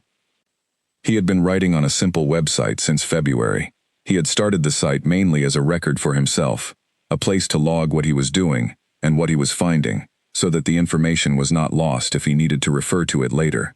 The entries had been practical at first, what he cleared each day, what problems he had encountered, what he had fixed. In March he had begun writing more carefully, describing Gerald's notebooks and the research he was doing. In early April, after the buds appeared, he wrote about the orchard coming alive. He wrote about the Hartwell tree. He wrote about Dr. Finch's visit, and what she had said about the cultivar's history, and what they were waiting to learn.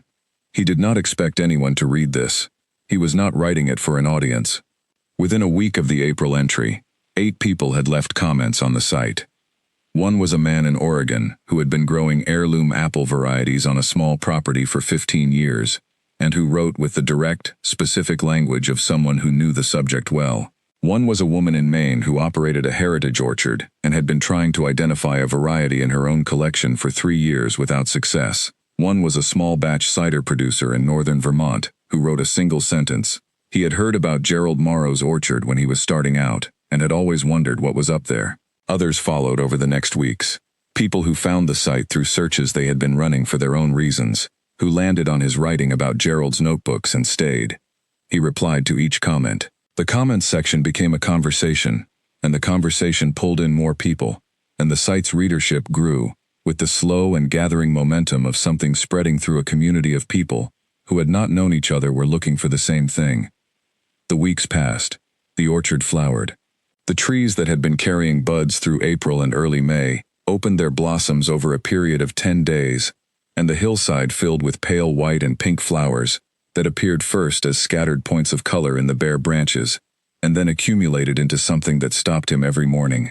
He walked the rows in the early light and looked at the blossoms on trees that had not flowered in over a decade, and he felt something he did not try to name. 6 weeks and 4 days after Dr. Finch's visit, his phone rang on a Thursday morning. He was in the large shed sorting the harvest crates into sizes when the call came through. "The results are in," Dr. Finch said. She did not say hello first. She said, "The results are in." He set down the crate he was holding. "The genetic sequence from the bark core and twig samples is definitive," she said. "The tree you showed me matches the genetic markers recorded in the 1847 pomological documentation at a rate that establishes beyond reasonable scientific doubt that it is the same cultivar. It is genetically consistent with the 1841 Massachusetts reports as well. The Hartwell is confirmed." He was quiet.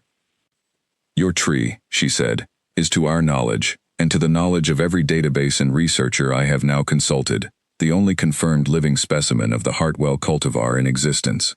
Gerald Morrow preserved it through circumstances we can reconstruct from his records, but whose full history we may never know. The tree on your property in Aldenvale is the last one." He thanked her.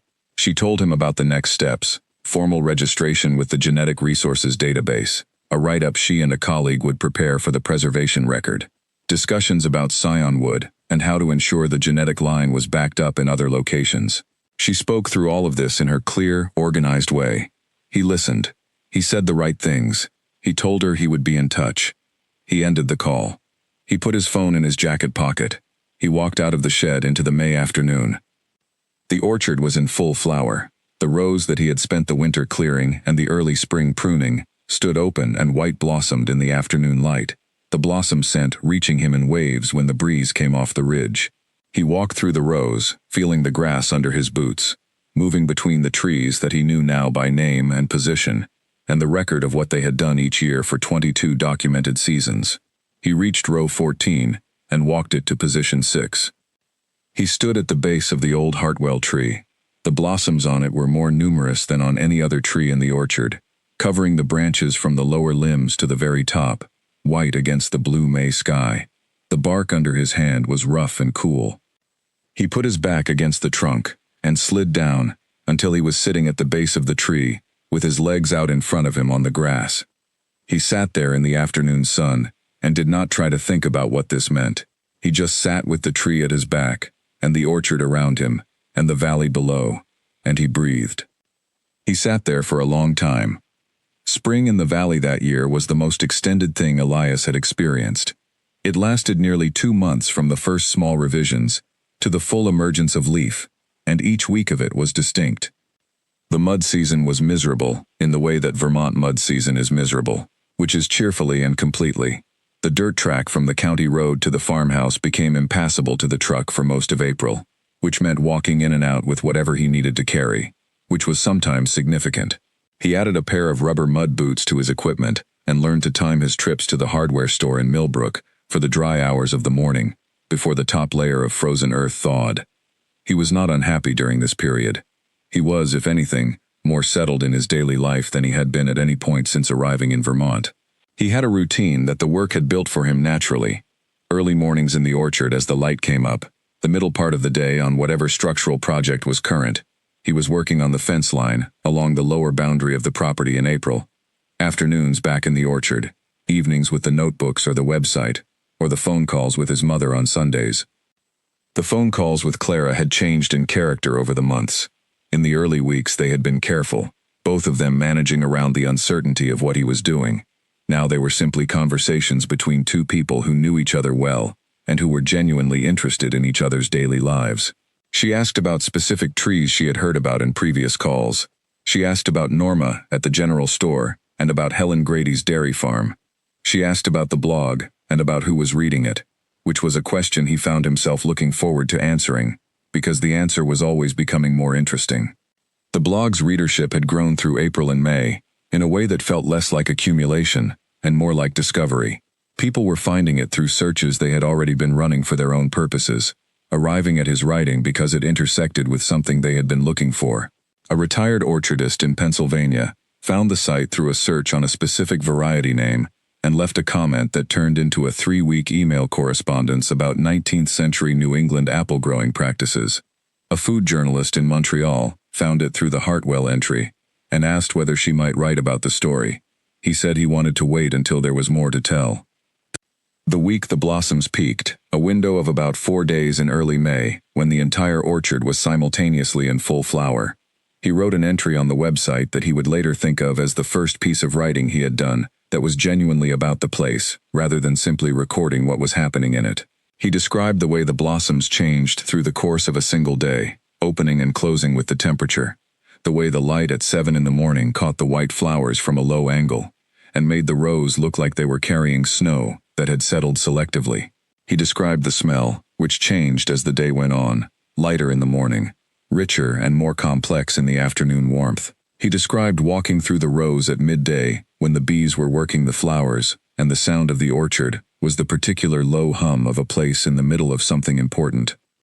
He had 112 regular readers by the time the blossoms finished.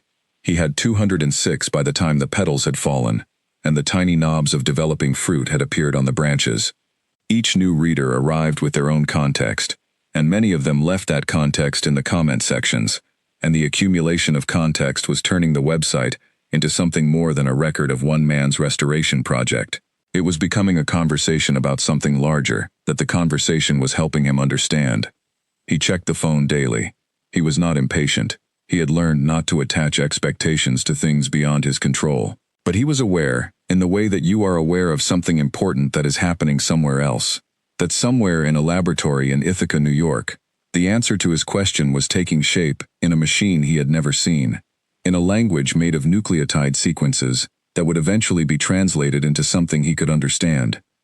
Eventually he got up, brushed the grass from his jacket, and walked back to the farmhouse to call his mother. The USDA preservation grant came through in the last week of May, which was also the week the orchard reached peak bloom, and the week that the number of people reading the website crossed 100 for the first time. These three things arrived close enough together that Elias later thought of them as the moment when the future of the place began to become visible, not all at once, but through a gathering of signals that were pointing in the same direction. Dr. Finch had helped him prepare the grant application over 3 evenings of phone calls, in which she had been precise and patient, and had guided him through the documentation requirements, without making him feel that he was being helped by someone who found the process obvious. The grant was a small one by institutional standards, designed for private landowners managing properties with significant genetic conservation value. It covered equipment, materials, and the wages of 1 full-time worker for a season. It was real money, and it was intended for exactly what he needed it for. He posted a notice on the corkboard at Norma's general store on a Wednesday morning. He wrote it by hand on an index card. It said he was looking for someone to help with physical restoration work at the Morrow Orchard property, starting immediately, and that he could be reached by phone or by stopping at the farmhouse. Darius Cole knocked on his door 2 days later, on a Friday afternoon that had turned clear and warm after a week of cold rain. He was 19 years old, shorter than Elias by a couple of inches, but wider across the shoulders, with the build of someone who had been doing heavy work since before it was voluntary. He had grown up in Aldenvale, started a business administration program at the community college in the fall, and left it in March without distress or lingering doubt. He had seen the card at Norma's. He said he could work hard, that he learned quickly, and that he did not mind being told what he was doing wrong as long as the person telling him also told him how to do it right. He said this without performance, just as a statement of how he operated. Elias hired him on the spot. They developed a working rhythm within the first week that required less coordination than Elias had expected. Darius watched what Elias did, asked questions when he needed to and not otherwise, matched the pace without being asked, and brought his own judgment to the parts of the work where his judgment was better than explicit instruction would have been. He was also, Elias discovered quickly, considerably stronger than his size suggested, which became relevant during the heavy lifting phases of the restoration. The work that occupied most of June and July was the irrigation system. Gerald had laid irrigation lines along the orchard rows decades ago, buried several inches below the surface, running down the hillside from a main line connected to the well. The lines had not been operated in 11 years, and some sections had failed, and others had been disrupted by root growth or ground movement over the seasons. Finding them meant following Gerald's hand-drawn diagrams from the back of an early notebook, confirming each section of line by digging test holes at intervals along the row, and then working systematically from the top of the hill to the bottom, repairing or replacing the sections that needed it, and testing each section before moving on. It was slow work and exacting, the kind that required patience with the ground. They found the lines at different depths, sometimes where the diagrams indicated, and sometimes several inches from where the diagrams indicated, requiring redigging. They found sections that had failed cleanly, with obvious breaks, and sections where the failure was subtle, a small split in an elbow fitting that would have been invisible without pressure testing. They found places where tree roots had grown across the line over a period of years and had slowly compressed the tubing until the flow was choked. It took 3 weeks. At the end of it, the system ran.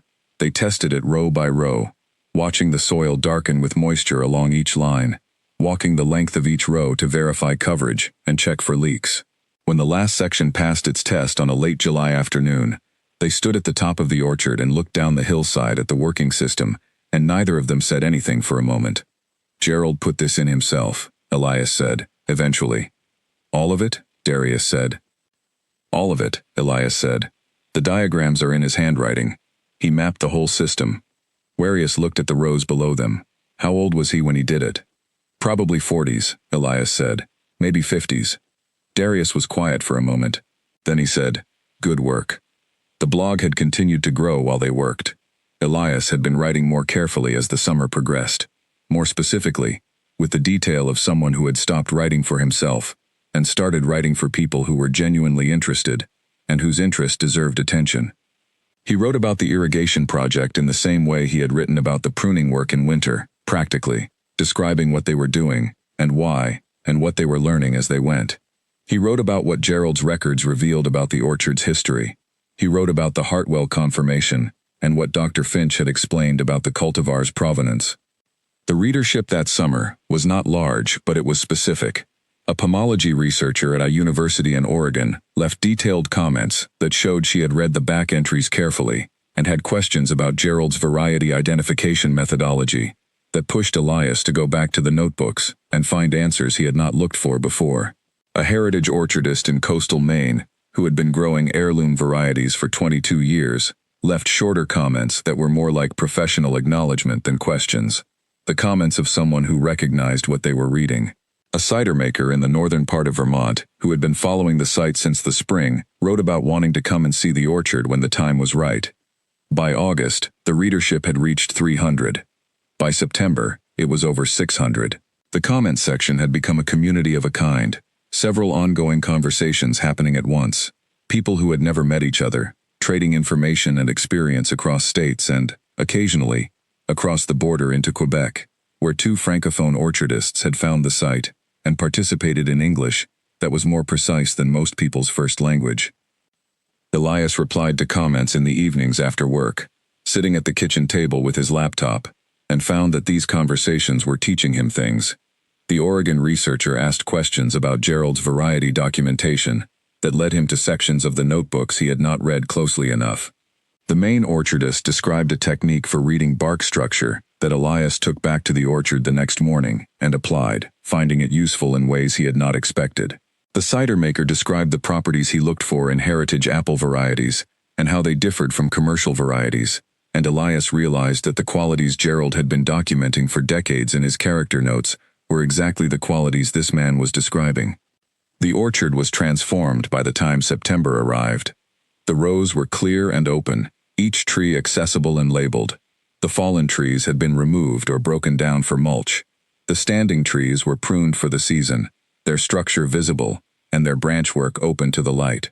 The irrigation lines ran, and the soil along each row held moisture in the way that properly irrigated orchard soil holds it.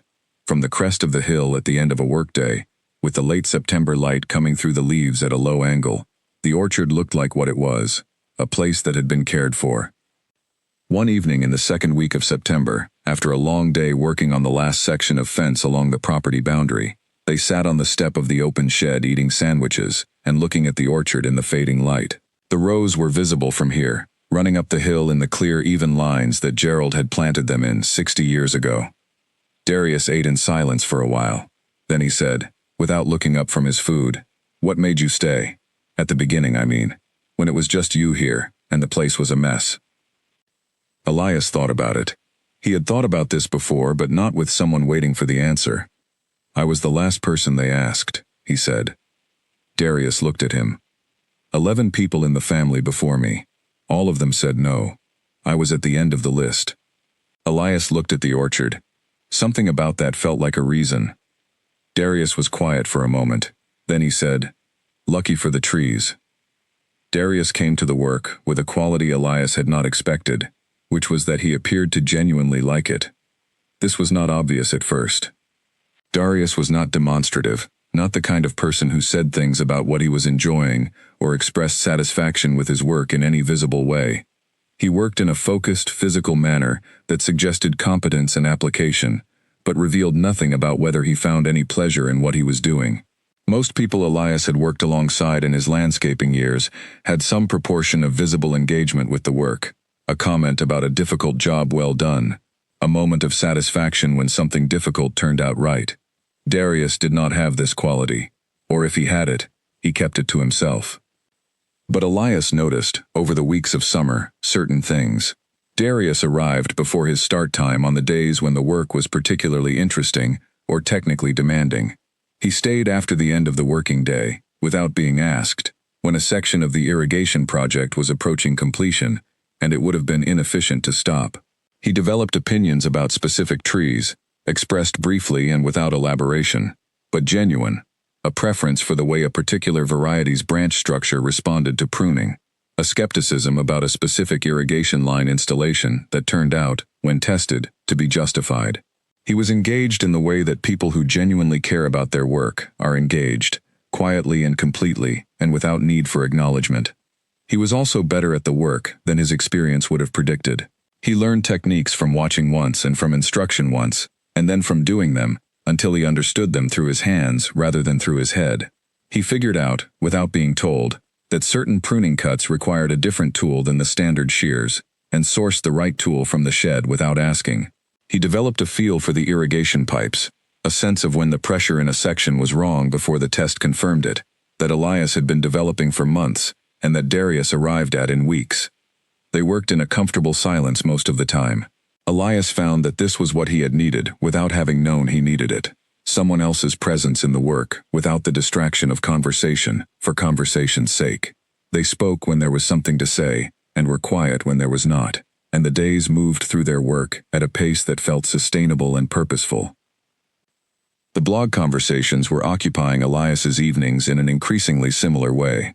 The comment sections had become long exchanges, some of them running to dozens of entries, covering not just the Morrow orchard, but the broader world of heritage apple preservation that the orchard had become a lens for.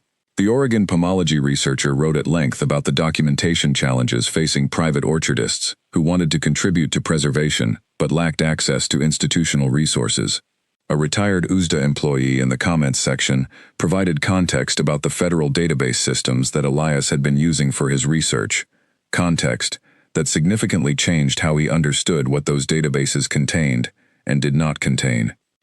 By the end of summer, 600 readers were coming to the site regularly. The comment sections were full. The email address he had set up for the site was receiving messages daily. He answered what he could and read everything, and the reading was teaching him continuously. The last row was cleared on the third day of September. Elias and Darius stood at the top of the orchard in the early afternoon and looked down the hillside at the work they had done across 7 months. Every row was open. Every surviving tree was accessible and labeled. The fallen trees were gone, the irrigation lines ran, the grass between the rows was growing back where the root systems of the cleared brush had held it, and the whole hillside had a quality of intentional space that had not been there in March. The cider maker from northern Vermont, who had been following the blog since spring, came to the orchard in the third week of August, and walked the rows, without announcing anything about why he was there. He was a small, precise man in his 60s, named Anders, who had been making cider on a small property near the Canadian border for 30 years, and who had read everything on the website twice, and had questions about variety identification that went into more technical detail than anything anyone else had asked. He and Elias spent most of an afternoon walking the orchard and talking about what each variety's particular characteristics meant from a cider perspective. It was a conversation that moved Elias's understanding of the orchard in a direction it had not gone before. He had been thinking about the varieties as historical and agricultural objects, significant for what they represented in terms of genetic diversity and cultural continuity. Anders thought about them as ingredients, as specific flavor contributors in a complex process, and his thinking about them in those terms was not reductive. It was additive. It added a layer to what the orchard was. Anders tasted fruit from 7 varieties that day, eating each one carefully, and saying after each one what he was tasting, and what it would do in a fermentation, and how long he thought it would need, and what it would become. He ate a Redfield Yellow and said nothing for a long time. He ate a variety Gerald had called the Late Keeper, and said it was the most interesting thing he had tasted from an orchard in 20 years. He did not ask to eat a Hartwell, because he had read everything on the website and understood why it was not available for casual tasting, and this restraint told Elias more about him than the tasting had. He drove back to the Canadian border in the late afternoon. The comment he left on the website that evening was the longest comment anyone had posted to the site, and it was not about what he had tasted. It was about what Gerald had done, and what the preservation of these specific varieties meant for the future of serious cider making in the northeastern states, written from 30 years of experience with that subject. Elias read it 3 times and printed it. They finished eating. The light left the orchard slowly, the green going gray, and the rose disappearing into the early dark. They sat on the step until it was time to go in, and neither of them said anything else. The first Hartwell apples of the season ripened in the second week of September, ahead of most of the other varieties in the orchard, which was consistent with what Gerald's notebooks recorded across 22 years of harvest data. Elias had been monitoring the Hartwell tree closely since August, watching the fruit develop from the small green knobs that had appeared after the flowering in May, tracking their progress through the notebook's historical timeline as a reference.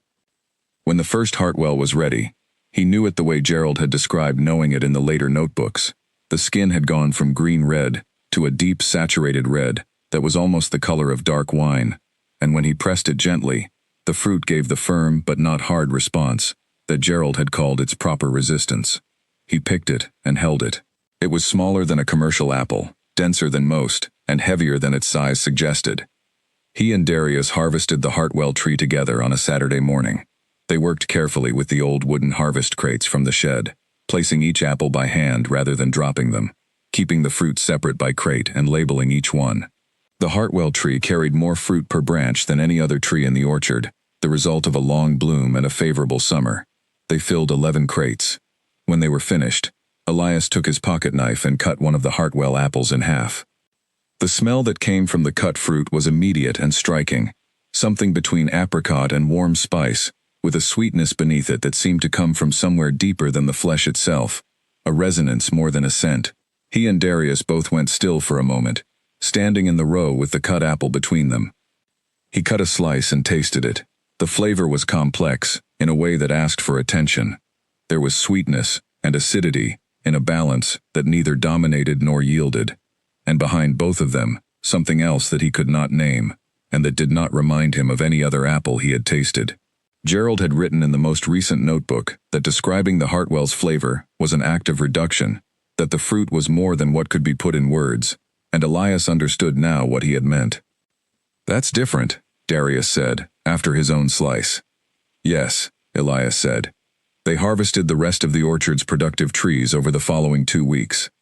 6 other heritage varieties had come back into production that season, and together with the Hartwell, they filled 43 crates of fruit, which was a small harvest by any commercial standard, but was the first real harvest the orchard had produced in over a decade, and which represented something Elias could not have made happen through any speed or force.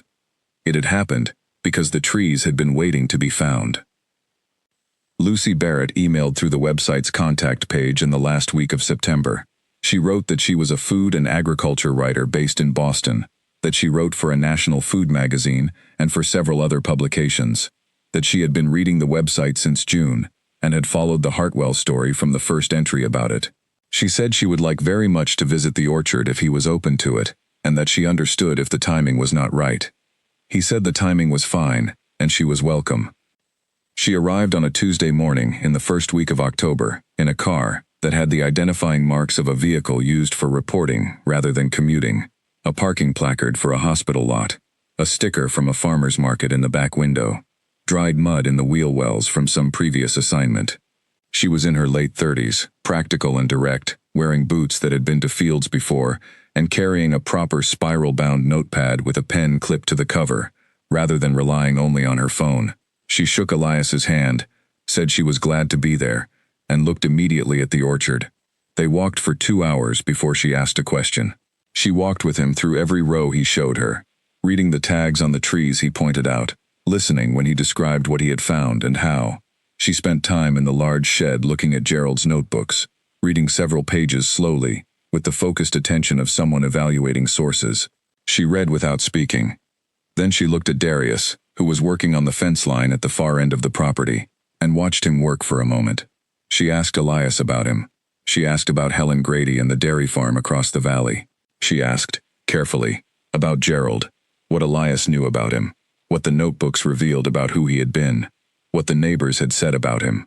Elias answered each question honestly, and without embellishment, because embellishment was not the point, and because he could tell from the way she asked that she would know the difference. When they came back to the large shed, she asked him to cut a Hartwell apple. He took one from the crate on the shed table and cut it in half. He held one half out to her. She took a piece from the cut face and ate it. She chewed slowly. She did not say anything for a long moment, not a performed silence, not a delay for effect, just an actual pause, during which she was paying attention to something. Then she said, "This is unlike anything I have tasted." She said it the way you say a fact you have confirmed, not with drama, just with the plain directness of someone who calls things what they are. She asked a few more specific questions. She thanked him for his time. She said she would be in touch when the piece was written. She drove back down the dirt road in the afternoon, and Elias did not hear from her again for 6 weeks. Her article ran in the November issue of the magazine. He read it on the morning the issue went live online, sitting at the kitchen table with his coffee cooling beside him. She had written it carefully, which he had expected, but it was more than careful. It was precise, in a way that matched the subject. She had given Gerald his full due, describing his 40-year project with the seriousness it deserved, presenting him as someone who had understood what he had, and had made a considered decision to protect it through the only means available to him, which was to tend it himself in private for as long as it took. She had described the orchard as it existed now, what the restoration had involved and what it had produced. She had described Elias in terms that he read and reread several times, because they were accurate in a way that was difficult to receive. The headline called the Hartwell apple the most significant agricultural rediscovery of the decade. The website crashed from incoming traffic at around 8 o'clock that evening, 8 hours after the article went live online. His phone began ringing in the morning and did not stop for 3 days. The first call he took was from a chef named Alan Greer, who ran a farm-to-table restaurant in New York that had a national reputation and who spoke for 20 minutes about what he wanted to do with the Hartwell in his kitchen. He was specific about quantities and timing and handling and the menu context he had in mind, and Elias respected the specificity because it told him this was a person who took the ingredient as seriously as the cooking. 2 heritage cider producers called within the first 2 days. A university agricultural extension program contacted him about research access. A long-format magazine requested an interview. A public radio producer sent an email about a possible feature. Sam Archer, the real estate agent, called on the second day. He said that the situation had obviously changed considerably, and that he wanted Elias to know that his buyer's interest had increased rather than diminished, and that the number had room to move. Elias thanked him and said the property was not for sale. A local news reporter named Pete Dunn drove up from Millbrook on a Thursday, the third day of the calls, and sat at the kitchen table with a notepad and a recorder. He was a compact, businesslike man in his 50s, who had been covering the Millbrook area for 20 years, and who asked his questions directly, and wrote the answers down in careful longhand. He asked Elias what it felt like to have found a lost apple variety. Elias thought about how to answer that correctly. "I didn't find it," he said. "Gerald kept it alive for 50 years, alone, without telling anyone. What I found was evidence that it was here. Those are different things."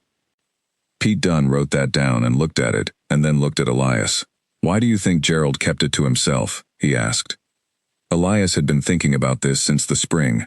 When you tell people something is rare, it stops being just a living thing and becomes a subject, he said. Gerald didn't want it to be a subject, he wanted it to be a tree. The calls that came after the article changed the texture of things in a way that would take months to fully absorb. He was not naive about attention. He had read the article and understood that it would produce a response. But the speed of it surprised him. The first wave arrived before he had finished his second reading of the piece on the morning it went live, before he had fully processed what Lucy Barrett had written about Gerald, or about him, or about the tree that stood at position 6 in row 14. His phone began ringing with numbers he did not recognize, and did not stop. He made a rule. He would answer calls in a 2-hour window in the morning, and a 2-hour window in the afternoon, and he would use the rest of the time to keep working, because the orchard did not pause for articles, and neither would he. This rule held for about 3 days, and then collapsed under the volume. But the 3 days were useful, because they gave him a structure through which to begin sorting what he was hearing. What he heard was varied and instructive. Chef Alan Greer's call had been the most useful in the immediate term, because Greer spoke with the specific precision of a person who had thought through exactly what he wanted, and how it would work. And listening to him helped Elias understand what a productive relationship between the orchard and people who cooked or processed its fruit might look like. 2 other chefs called in the same week, 3 food journalists, a documentary filmmaker. There were also calls that were less useful and that taught him different things. A produce distributor who wanted to discuss volume arrangements and who did not seem to understand, across the 30 minutes of their conversation, why the answer kept being no. A consultant who explained that he specialized in helping small agricultural operations scale, and who also did not understand why the answer kept being no. A man who said he was representing a private investment group that was interested in heritage food brands, and who was very polite, and whose answer was also no. He understood, across all of these conversations, that the article had made the orchard visible to a world whose relationship with what the orchard was and what it was for, was going to need to be managed. The world that had been reading the blog, the growers, the researchers, the cider makers, the heritage food people, were one kind of audience. The world that had found the article through a food magazine's social media, and a public radio mention, and a chain of shares that crossed into spaces where people were interested in the Hartwell as a story, rather than as a cultivar, was a different kind of audience. Both existed now. The orchard would have to be clear about what it was for each of them. He found the website traffic data in the morning, after the article went live, and looked at it for a long time. The blog had gone from 600 regular readers to having received 34,000 unique visitors in a single day. The comment sections were moving so fast he could not read them in real time. The email inbox had more messages than he could count before he closed it. He called Helen Grady. She answered on the second ring, in the way that suggested she had already heard something. He told her about the article. There was a pause. Gerald always thought it would come out eventually, she said. He used to say that things that were genuinely rare had a way of being found. He said the only question was whether the right person found them first. Another pause. He would have had things to say about a food magazine being involved. He was not a man who approved of fuss. Elias looked at the 34,000 visitors on his screen. I know, he said. She said she would bring something over at the end of the week. She hung up. He went back to his email and began working through it. He had not, before Lucy Barrett's visit, talked to anyone about Gerald in the way she asked him to talk about Gerald. The questions she asked about him were different from the questions other people had asked. Most people, when they asked about Gerald, were asking about the story, how he had found the Hartwell, what he had known, why he had kept it private. They were asking for the narrative. Lucy Barrett asked about Gerald as a person. She asked what Elias understood about who he had been. She asked what the notebooks revealed beyond the data they contained. She asked whether he thought Gerald had been happy on the hillside, which was the kind of question that most people in agricultural journalism did not ask. He told her about the notebook's character sections, about the way Gerald had described the trees in language that went beyond documentation. He told her about the entry where Gerald had written that if he did not write things down, they would have happened only once and then vanished. He told her about what Helen Grady had said, that Gerald had not been a talker, but that the trees were the subject that could make him talk. He told her about Gerald at his father's funeral, about the dark suit kept for unavoidable obligations, the enormous calloused handshake, the departure before the food was served. He told her about the first time he had read the Hartwell entry in the notebooks, alone in the shed in February, and the way the word confirmed had stopped him. She wrote all of this down in her notepad, and then closed the notepad, and sat with her coffee, and looked at the orchard through the shed door. He knew it was going to matter to someone eventually, she said, not as a question. Yes, Elias said. But he didn't want to be there for the mattering part, she said. Elias thought about this. He thought about the tall, quiet man at the edge of a family gathering, the man who left before the food was served. I think he thought the mattering part was not his business, he said. His business was keeping it alive. What happened after that was someone else's story. She opened her notepad and wrote that down. He watched her write it and thought about whether it was true. He decided it was approximately true, which was the most you could say about anything you inferred about someone else's inner life from the evidence they had left behind. Pete Dunn wrote that down too. Then he closed his notebook and said, without writing anything, that he thought Gerald Morrow would have liked Elias just fine. Barry Holt drove 4 hours to get to Aldenvale, which told Elias something about him before he arrived. He came in early January, 3 weeks after Lucy Barrett's article had run in the magazine, and while the phone calls were still coming at a rate that required Elias to set specific hours for returning them, rather than trying to manage them as they arrived. Barry made an appointment through email, said he wanted to see the orchard rather than just talk about it on the phone, and named a date without asking whether it was convenient, in a way that suggested he was the kind of person who decided what he wanted to do, and then arranged his schedule around that. He pulled into the yard in a truck that was older than Sam Archer's silver car, by about 15 years, and considerably more honest about what it was used for. He was a compact, direct man in his mid-50s, with a handshake that was the handshake of someone who spent their days doing physical work, and who had not thought about modulating it for introductions. He said he had been making cider from Vermont apples for 22 years, that he ran an operation called Stone River on the western side of the state, and that he had been looking for certain heritage varieties for years, without being able to reliably source them. He walked the orchard with Elias for the better part of 2 hours. He looked at the trees the way a cider maker looked at them, which was differently from the way a researcher looked at them or a food writer looked at them, with an eye not just for the variety, but for the yield characteristics and the consistency and the properties that translated from fruit into fermented liquid. He asked technical questions that required Elias to go back to the notebooks, which he had brought into the orchard in a bag over his shoulder, and cross-referenced Gerald's harvest notes with the storage and fermentation properties he had observed. By the end of the walk, Barry had what he needed to know. He said he wanted to work with the orchard. He described what he had in mind: a direct supply arrangement covering 6 of the heritage varieties at harvest, with the Hartwell treated separately, given its significance, and a joint label product line that would tell the story of what the orchard was honestly, and in enough detail for the people who bought it to understand what they were buying. The arrangement they agreed on over the kitchen table that afternoon was a genuine partnership rather than a supply contract. Elias provided the fruit from the heritage trees, in quantities that the orchard could sustain without being pushed beyond what was healthy for the trees. Barry produced the ciders and contributed his processing expertise and his distribution network.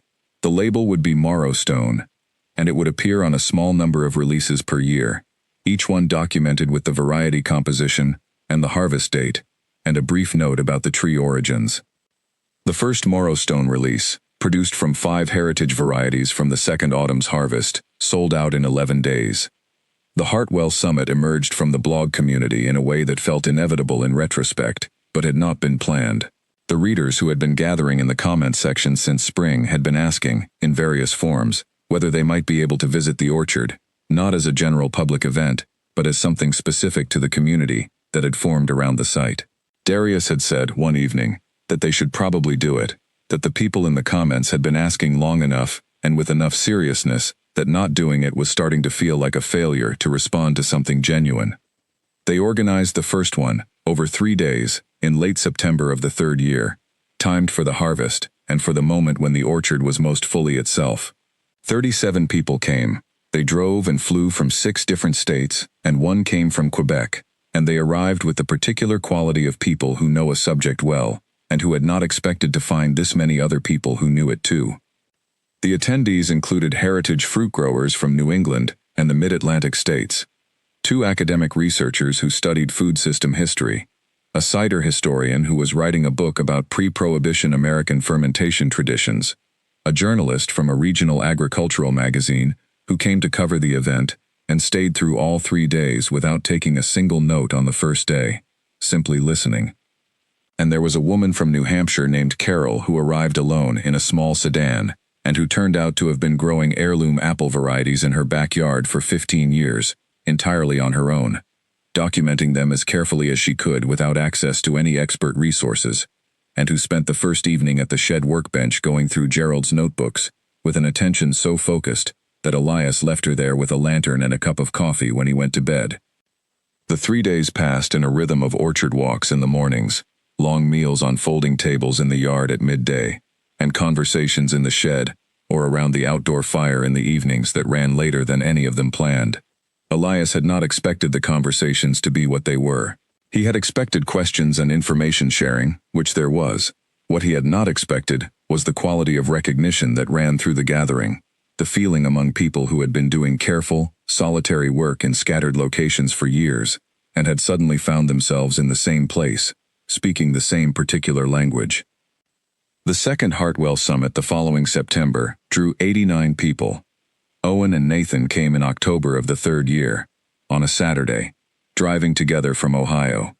Elias watched them walk up from the parked car, with the careful expressions of people who have been thinking about something for a long time, and are now confronting the actual thing.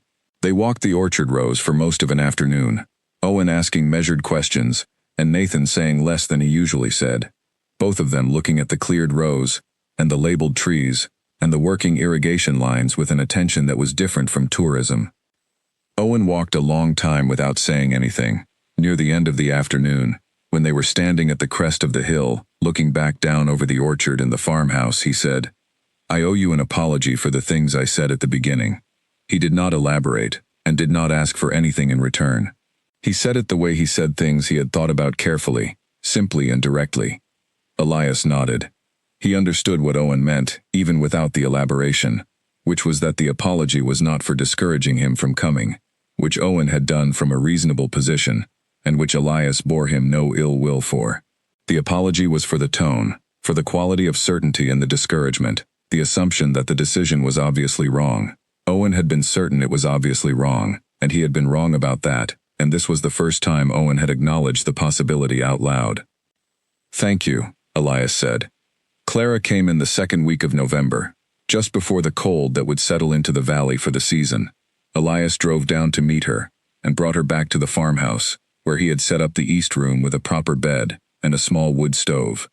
She walked through the farmhouse slowly on the morning after she arrived, touching the repaired walls and the functioning kitchen appliances, and the floor he had relaid in the east room, looking at the bookshelves he had built along the living room wall, and the photographs of the orchard in different seasons that were pinned to a board near the window.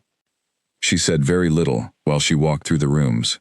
She asked a few practical questions about the heating and the water, and what work had been done on the electrical system. She looked at everything with the steady and particular attention of a woman who had been managing a house alone for years, and knew exactly what to look for.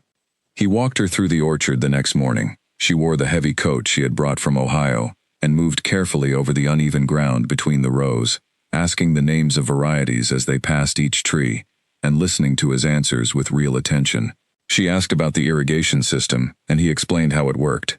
She asked about Darius, and he told her about him, and she listened to that too. They reached row 14 at mid-morning. She stopped at position 6 and looked up at the Hartwell tree.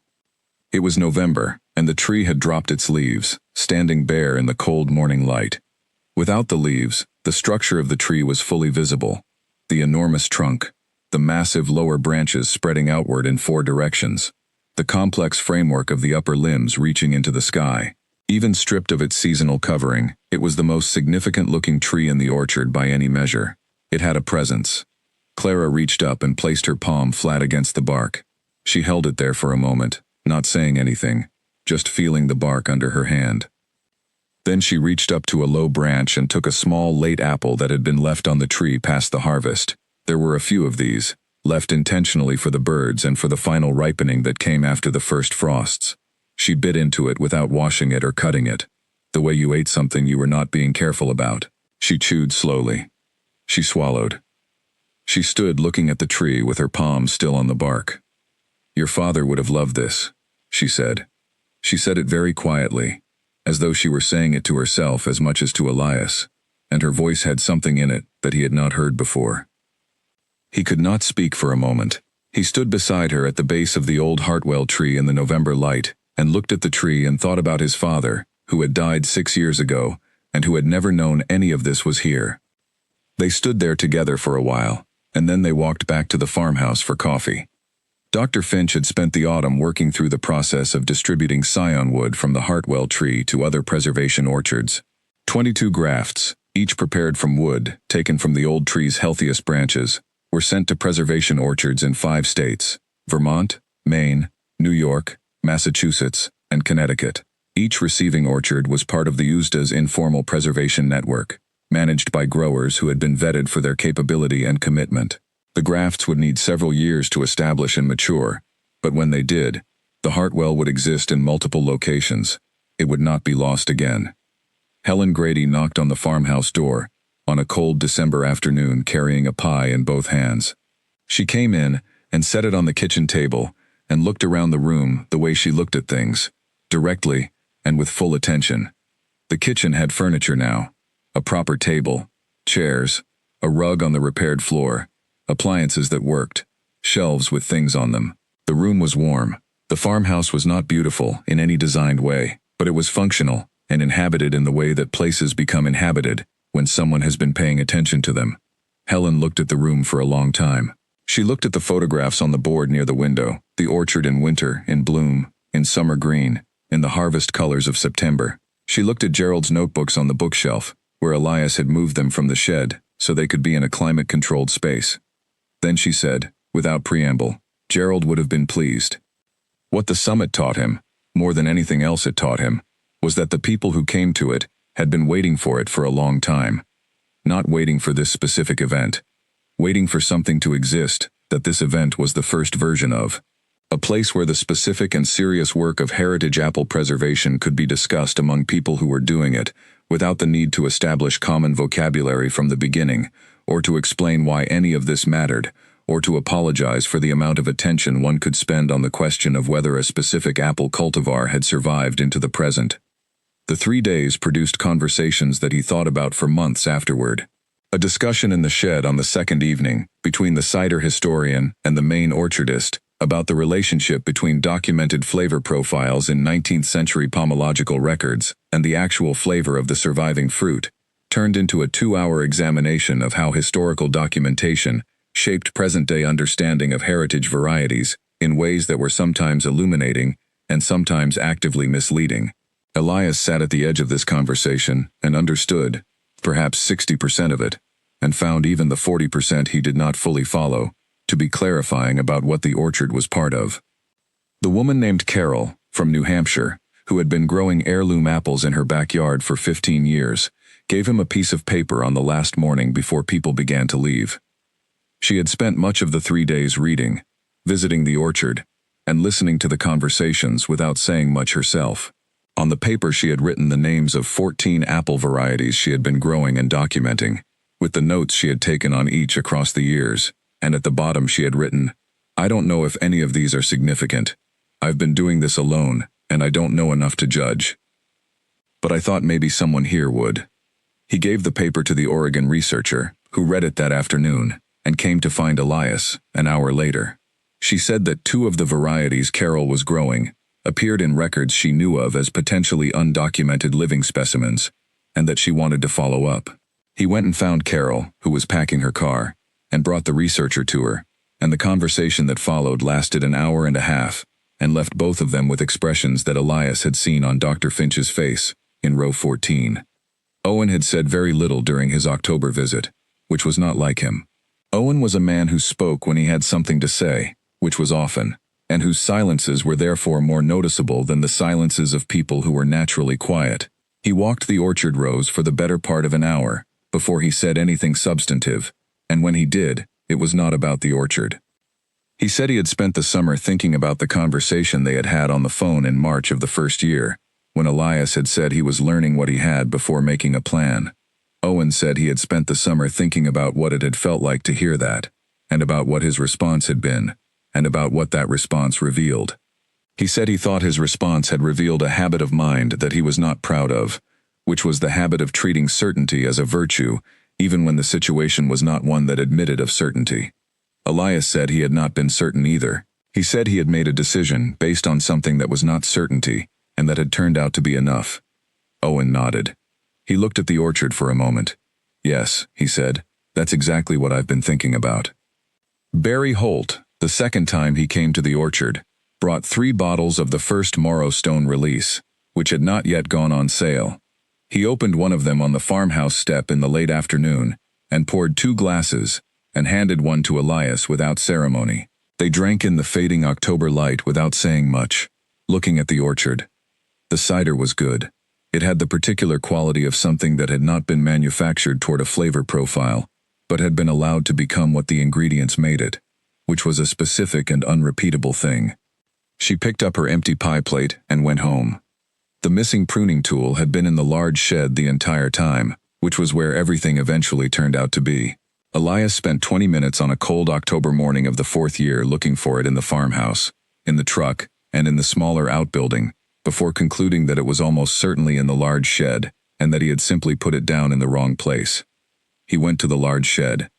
The tool was on the workbench, behind a jar of grafting compound, which was where he should have looked first. He picked it up and was about to leave, when he noticed that the stack of old boards he had moved along the back wall the previous month, boards left over from the fence replacement in the summer, had shifted and were leaning at an angle he did not remember leaving them at. He set the pruning tool on the workbench and went to straighten the boards. When he moved the 3rd board, the panel behind it shifted. He stopped. He looked at the panel. It was a section of the back wall, about 2 feet wide, between 2 of the shed's interior framing members. He had looked at this back wall many times over 4 years, without giving it particular attention, had moved things along it and against it, and had never noticed that this particular section was not fixed in place the way the others were. When the boards had been leaning against it, the pressure had been enough to hold it. Without the boards, it had shifted slightly inward. He pulled it. The panel came loose from its frame with a resistance that suggested it had not been moved in a very long time. Behind it was a gap between the shed's inner and outer wall, a space about the width of his forearm and maybe a foot deep, the kind of space that exists in older wooden construction, where the framing leaves room between the interior finish and the exterior siding. The gap was dark. He felt along the back of it with his hand. His fingers touched something. A book. He pulled it out. It was a notebook. Thinner than the 22 record books on the shelf above the workbench. A soft cover. Plain. Dark. Smaller than the record books, and clearly of a different kind. Where the record books were utilitarian, made to hold lots of information in an organized format, this one had the look of something chosen for a different purpose. He carried it outside. He sat on the step of the shed in the October sun, the orchard in full harvest color around him, and he held the notebook in his hands for a moment before he opened it. Gerald's handwriting. The same small, precise hand from the record books. Unmistakable, but different in quality here. The letters were slightly larger. The pressure on the pen was lighter. This was writing done for a different reason than the records. Not to document, not to analyze, not to track. The first line on the first page was a date from 41 years ago. Gerald had bought the property the year before. It was a journal. He turned the pages slowly. The early entries were short, written in the days just after Gerald had settled into the property and was establishing the orchard from the beginning. He wrote about the land, about the work of clearing and planting, about the trees he had brought with him, wrapped in burlap from the property where he had lived before. He wrote about the cold, about the particular quality of the light in the valley at different times of day.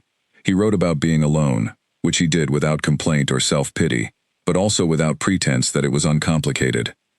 He had been married once, Gerald wrote, briefly, years before. He mentioned it in a single entry, and did not return to it. He wrote that he had not been good at being close to people, that this was something he had tried to change, and had eventually accepted as a fact about himself.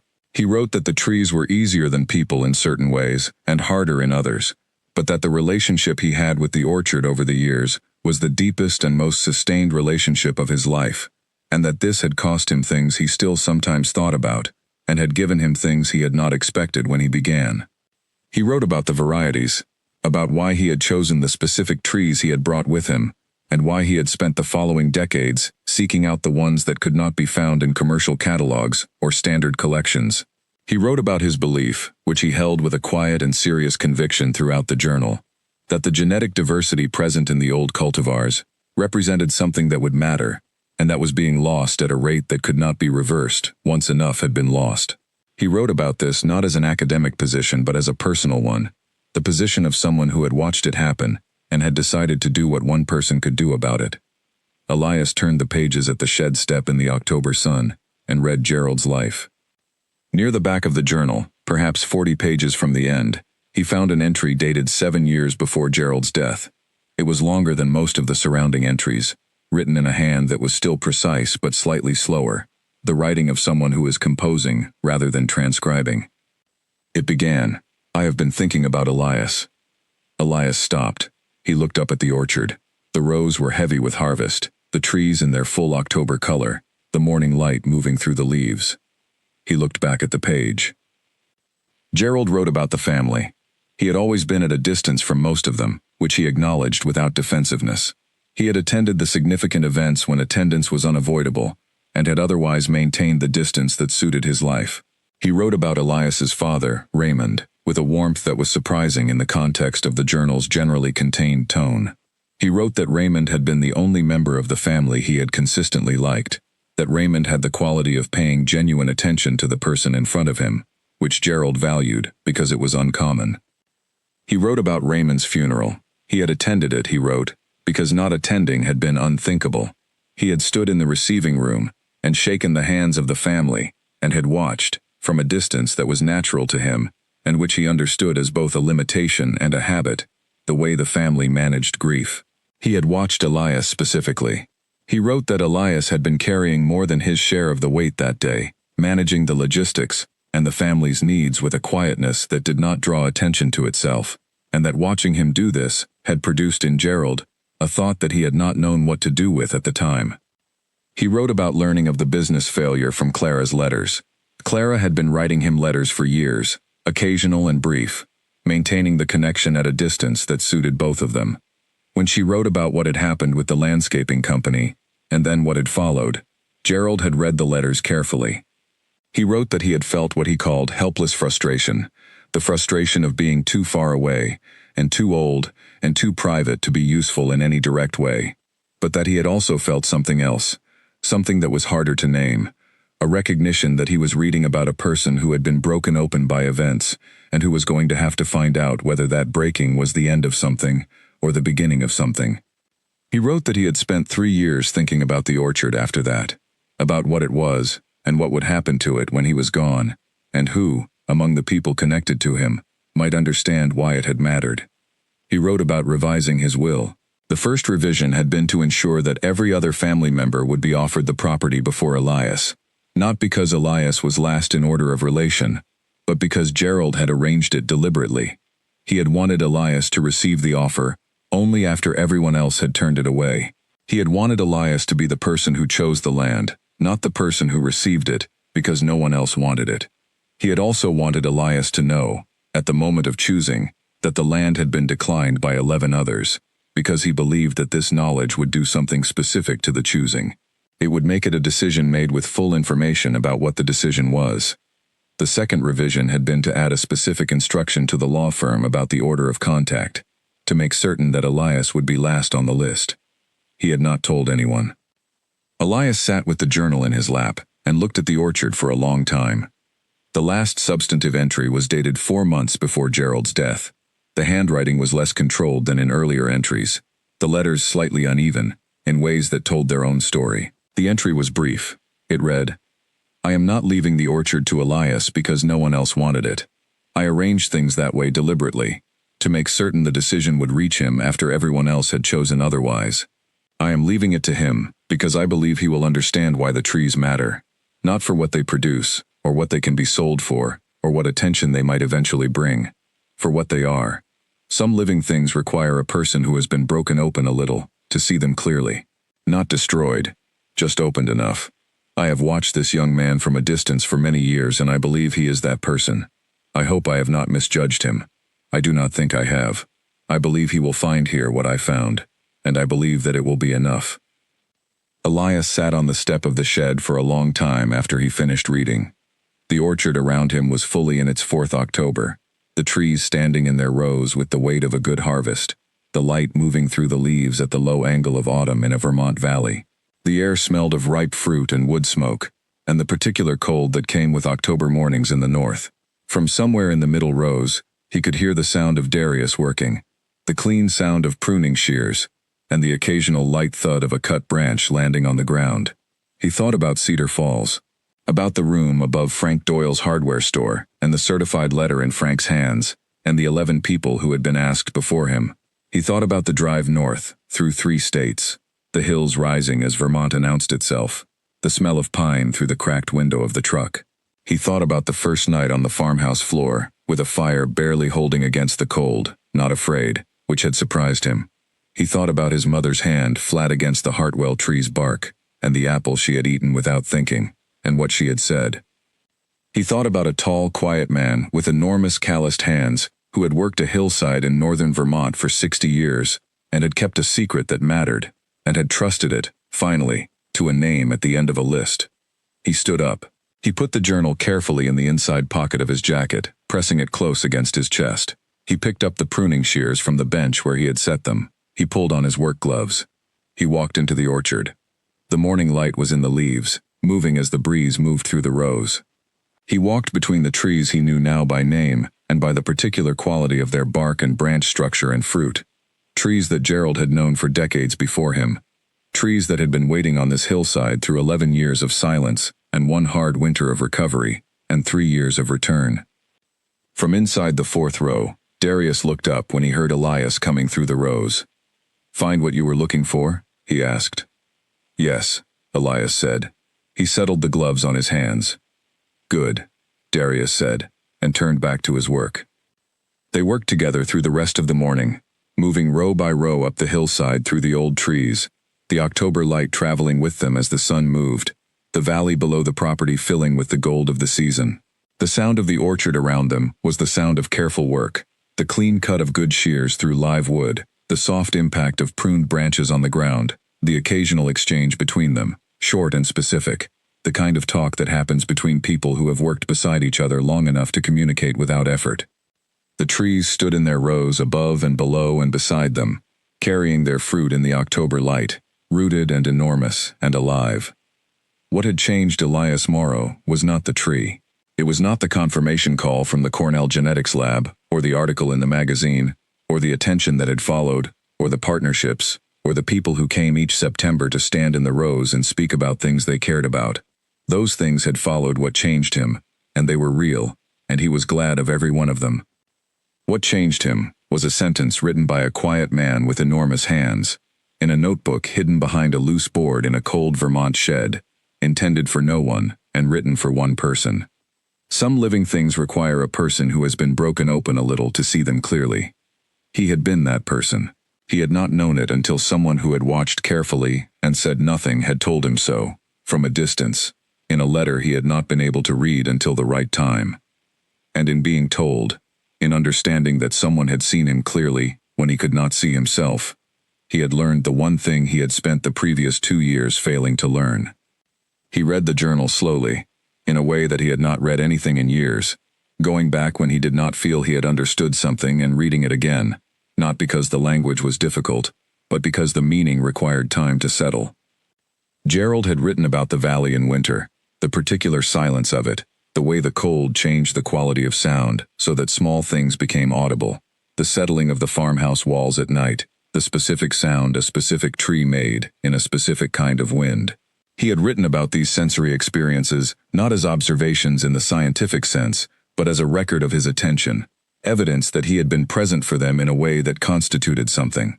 He had written about his garden, the small kitchen garden below the orchard that Elias had converted to a wildflower area in the second summer. Gerald had grown vegetables there for 20 years, had kept meticulous records of those plantings too, in a separate notebook that was not among the ones on the shed shelf. He had grown things he did not need to grow, because the growing of them kept his relationship with the soil active across the parts of the season, when the orchard did not require his full attention. He had eaten most of what he grew, and given some to Helen Grady, and some to Norma's store in the center of town. He had not thought of this as generosity. He had thought of it as the ordinary movement of things that grew toward people who needed them. He had written about solitude in terms that were not romantic and not complaint. He had written about it as a set of conditions, like weather, that he had chosen to inhabit and that had shaped him in ways he could trace. He was less patient with certain kinds of social engagement than people who had spent their lives in it. He was more patient with uncertainty. He could sit with unresolved questions for longer than most people could, not because he was comfortable with not knowing, but because he had learned, through the particular education of the orchard, that some questions resolved on their own schedule, and that pressing them toward resolution, before they were ready, produced conclusions that were not accurate. He had written about his father, briefly, in an early entry, a man he described with the precision he brought to everything, noting what his father had been good at, and what he had not been, and how those qualities had shaped the son in directions that the father had not intended, and would not have recognized. He had written about his 1 year of marriage with the same brevity and the same lack of sentimentality. He had been with someone who needed more from him than he knew how to give, and they had both understood this eventually, and what followed had been honest and final. He had written, toward the middle of the journal, about the question of what he was leaving behind. He had no children. He had no close relationships other than with the people in the valley who knew him through proximity and long acquaintance, rather than through anything more personal. He had the orchard, which was the most complete expression of everything he had understood and cared about in his life, and he was not going to be in it forever. This was a practical problem that required a practical answer, and Gerald had spent years working toward that answer.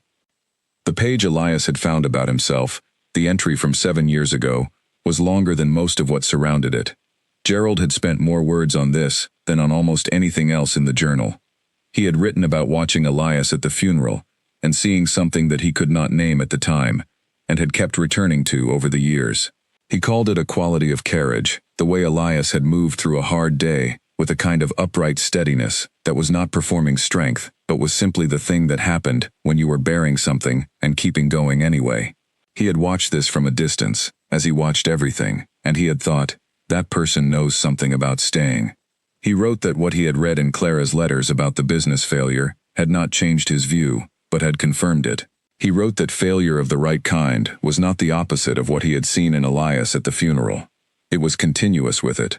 It was evidence of someone who had tried, and had kept trying, and had been broken open by the trying, and who was now at the point in the process where the breaking open could either end something or begin something. He wrote that he did not know which of those it would be. He wrote that he was making a bet. Elias sat on the shed step with the journal in his lap for a long time after he finished the last entry. The orchard was in full October light around him, the harvest color of the leaves moving in the slight wind that came off the ridge in the afternoons. The smell of ripe apples was in the air, and beneath it, the beginning of the cold that would come in November and settle into the valley for the season. He thought about the bet Gerald had made. He thought about what it meant to be trusted, from a distance, by someone who had watched carefully and had said nothing, and had arranged things so that the trust was delivered at the right moment through the right channel. Gerald had not left him a letter. He had left him the land and the records and the hidden journal, in that order, with the journal findable only by someone who had spent enough time in the shed to notice a loose panel behind a stack of boards. The journal was findable only by someone who had stayed. He put the notebook in his jacket pocket and stood up. He picked up the pruning shears. He pulled on his gloves. He had learned to stay.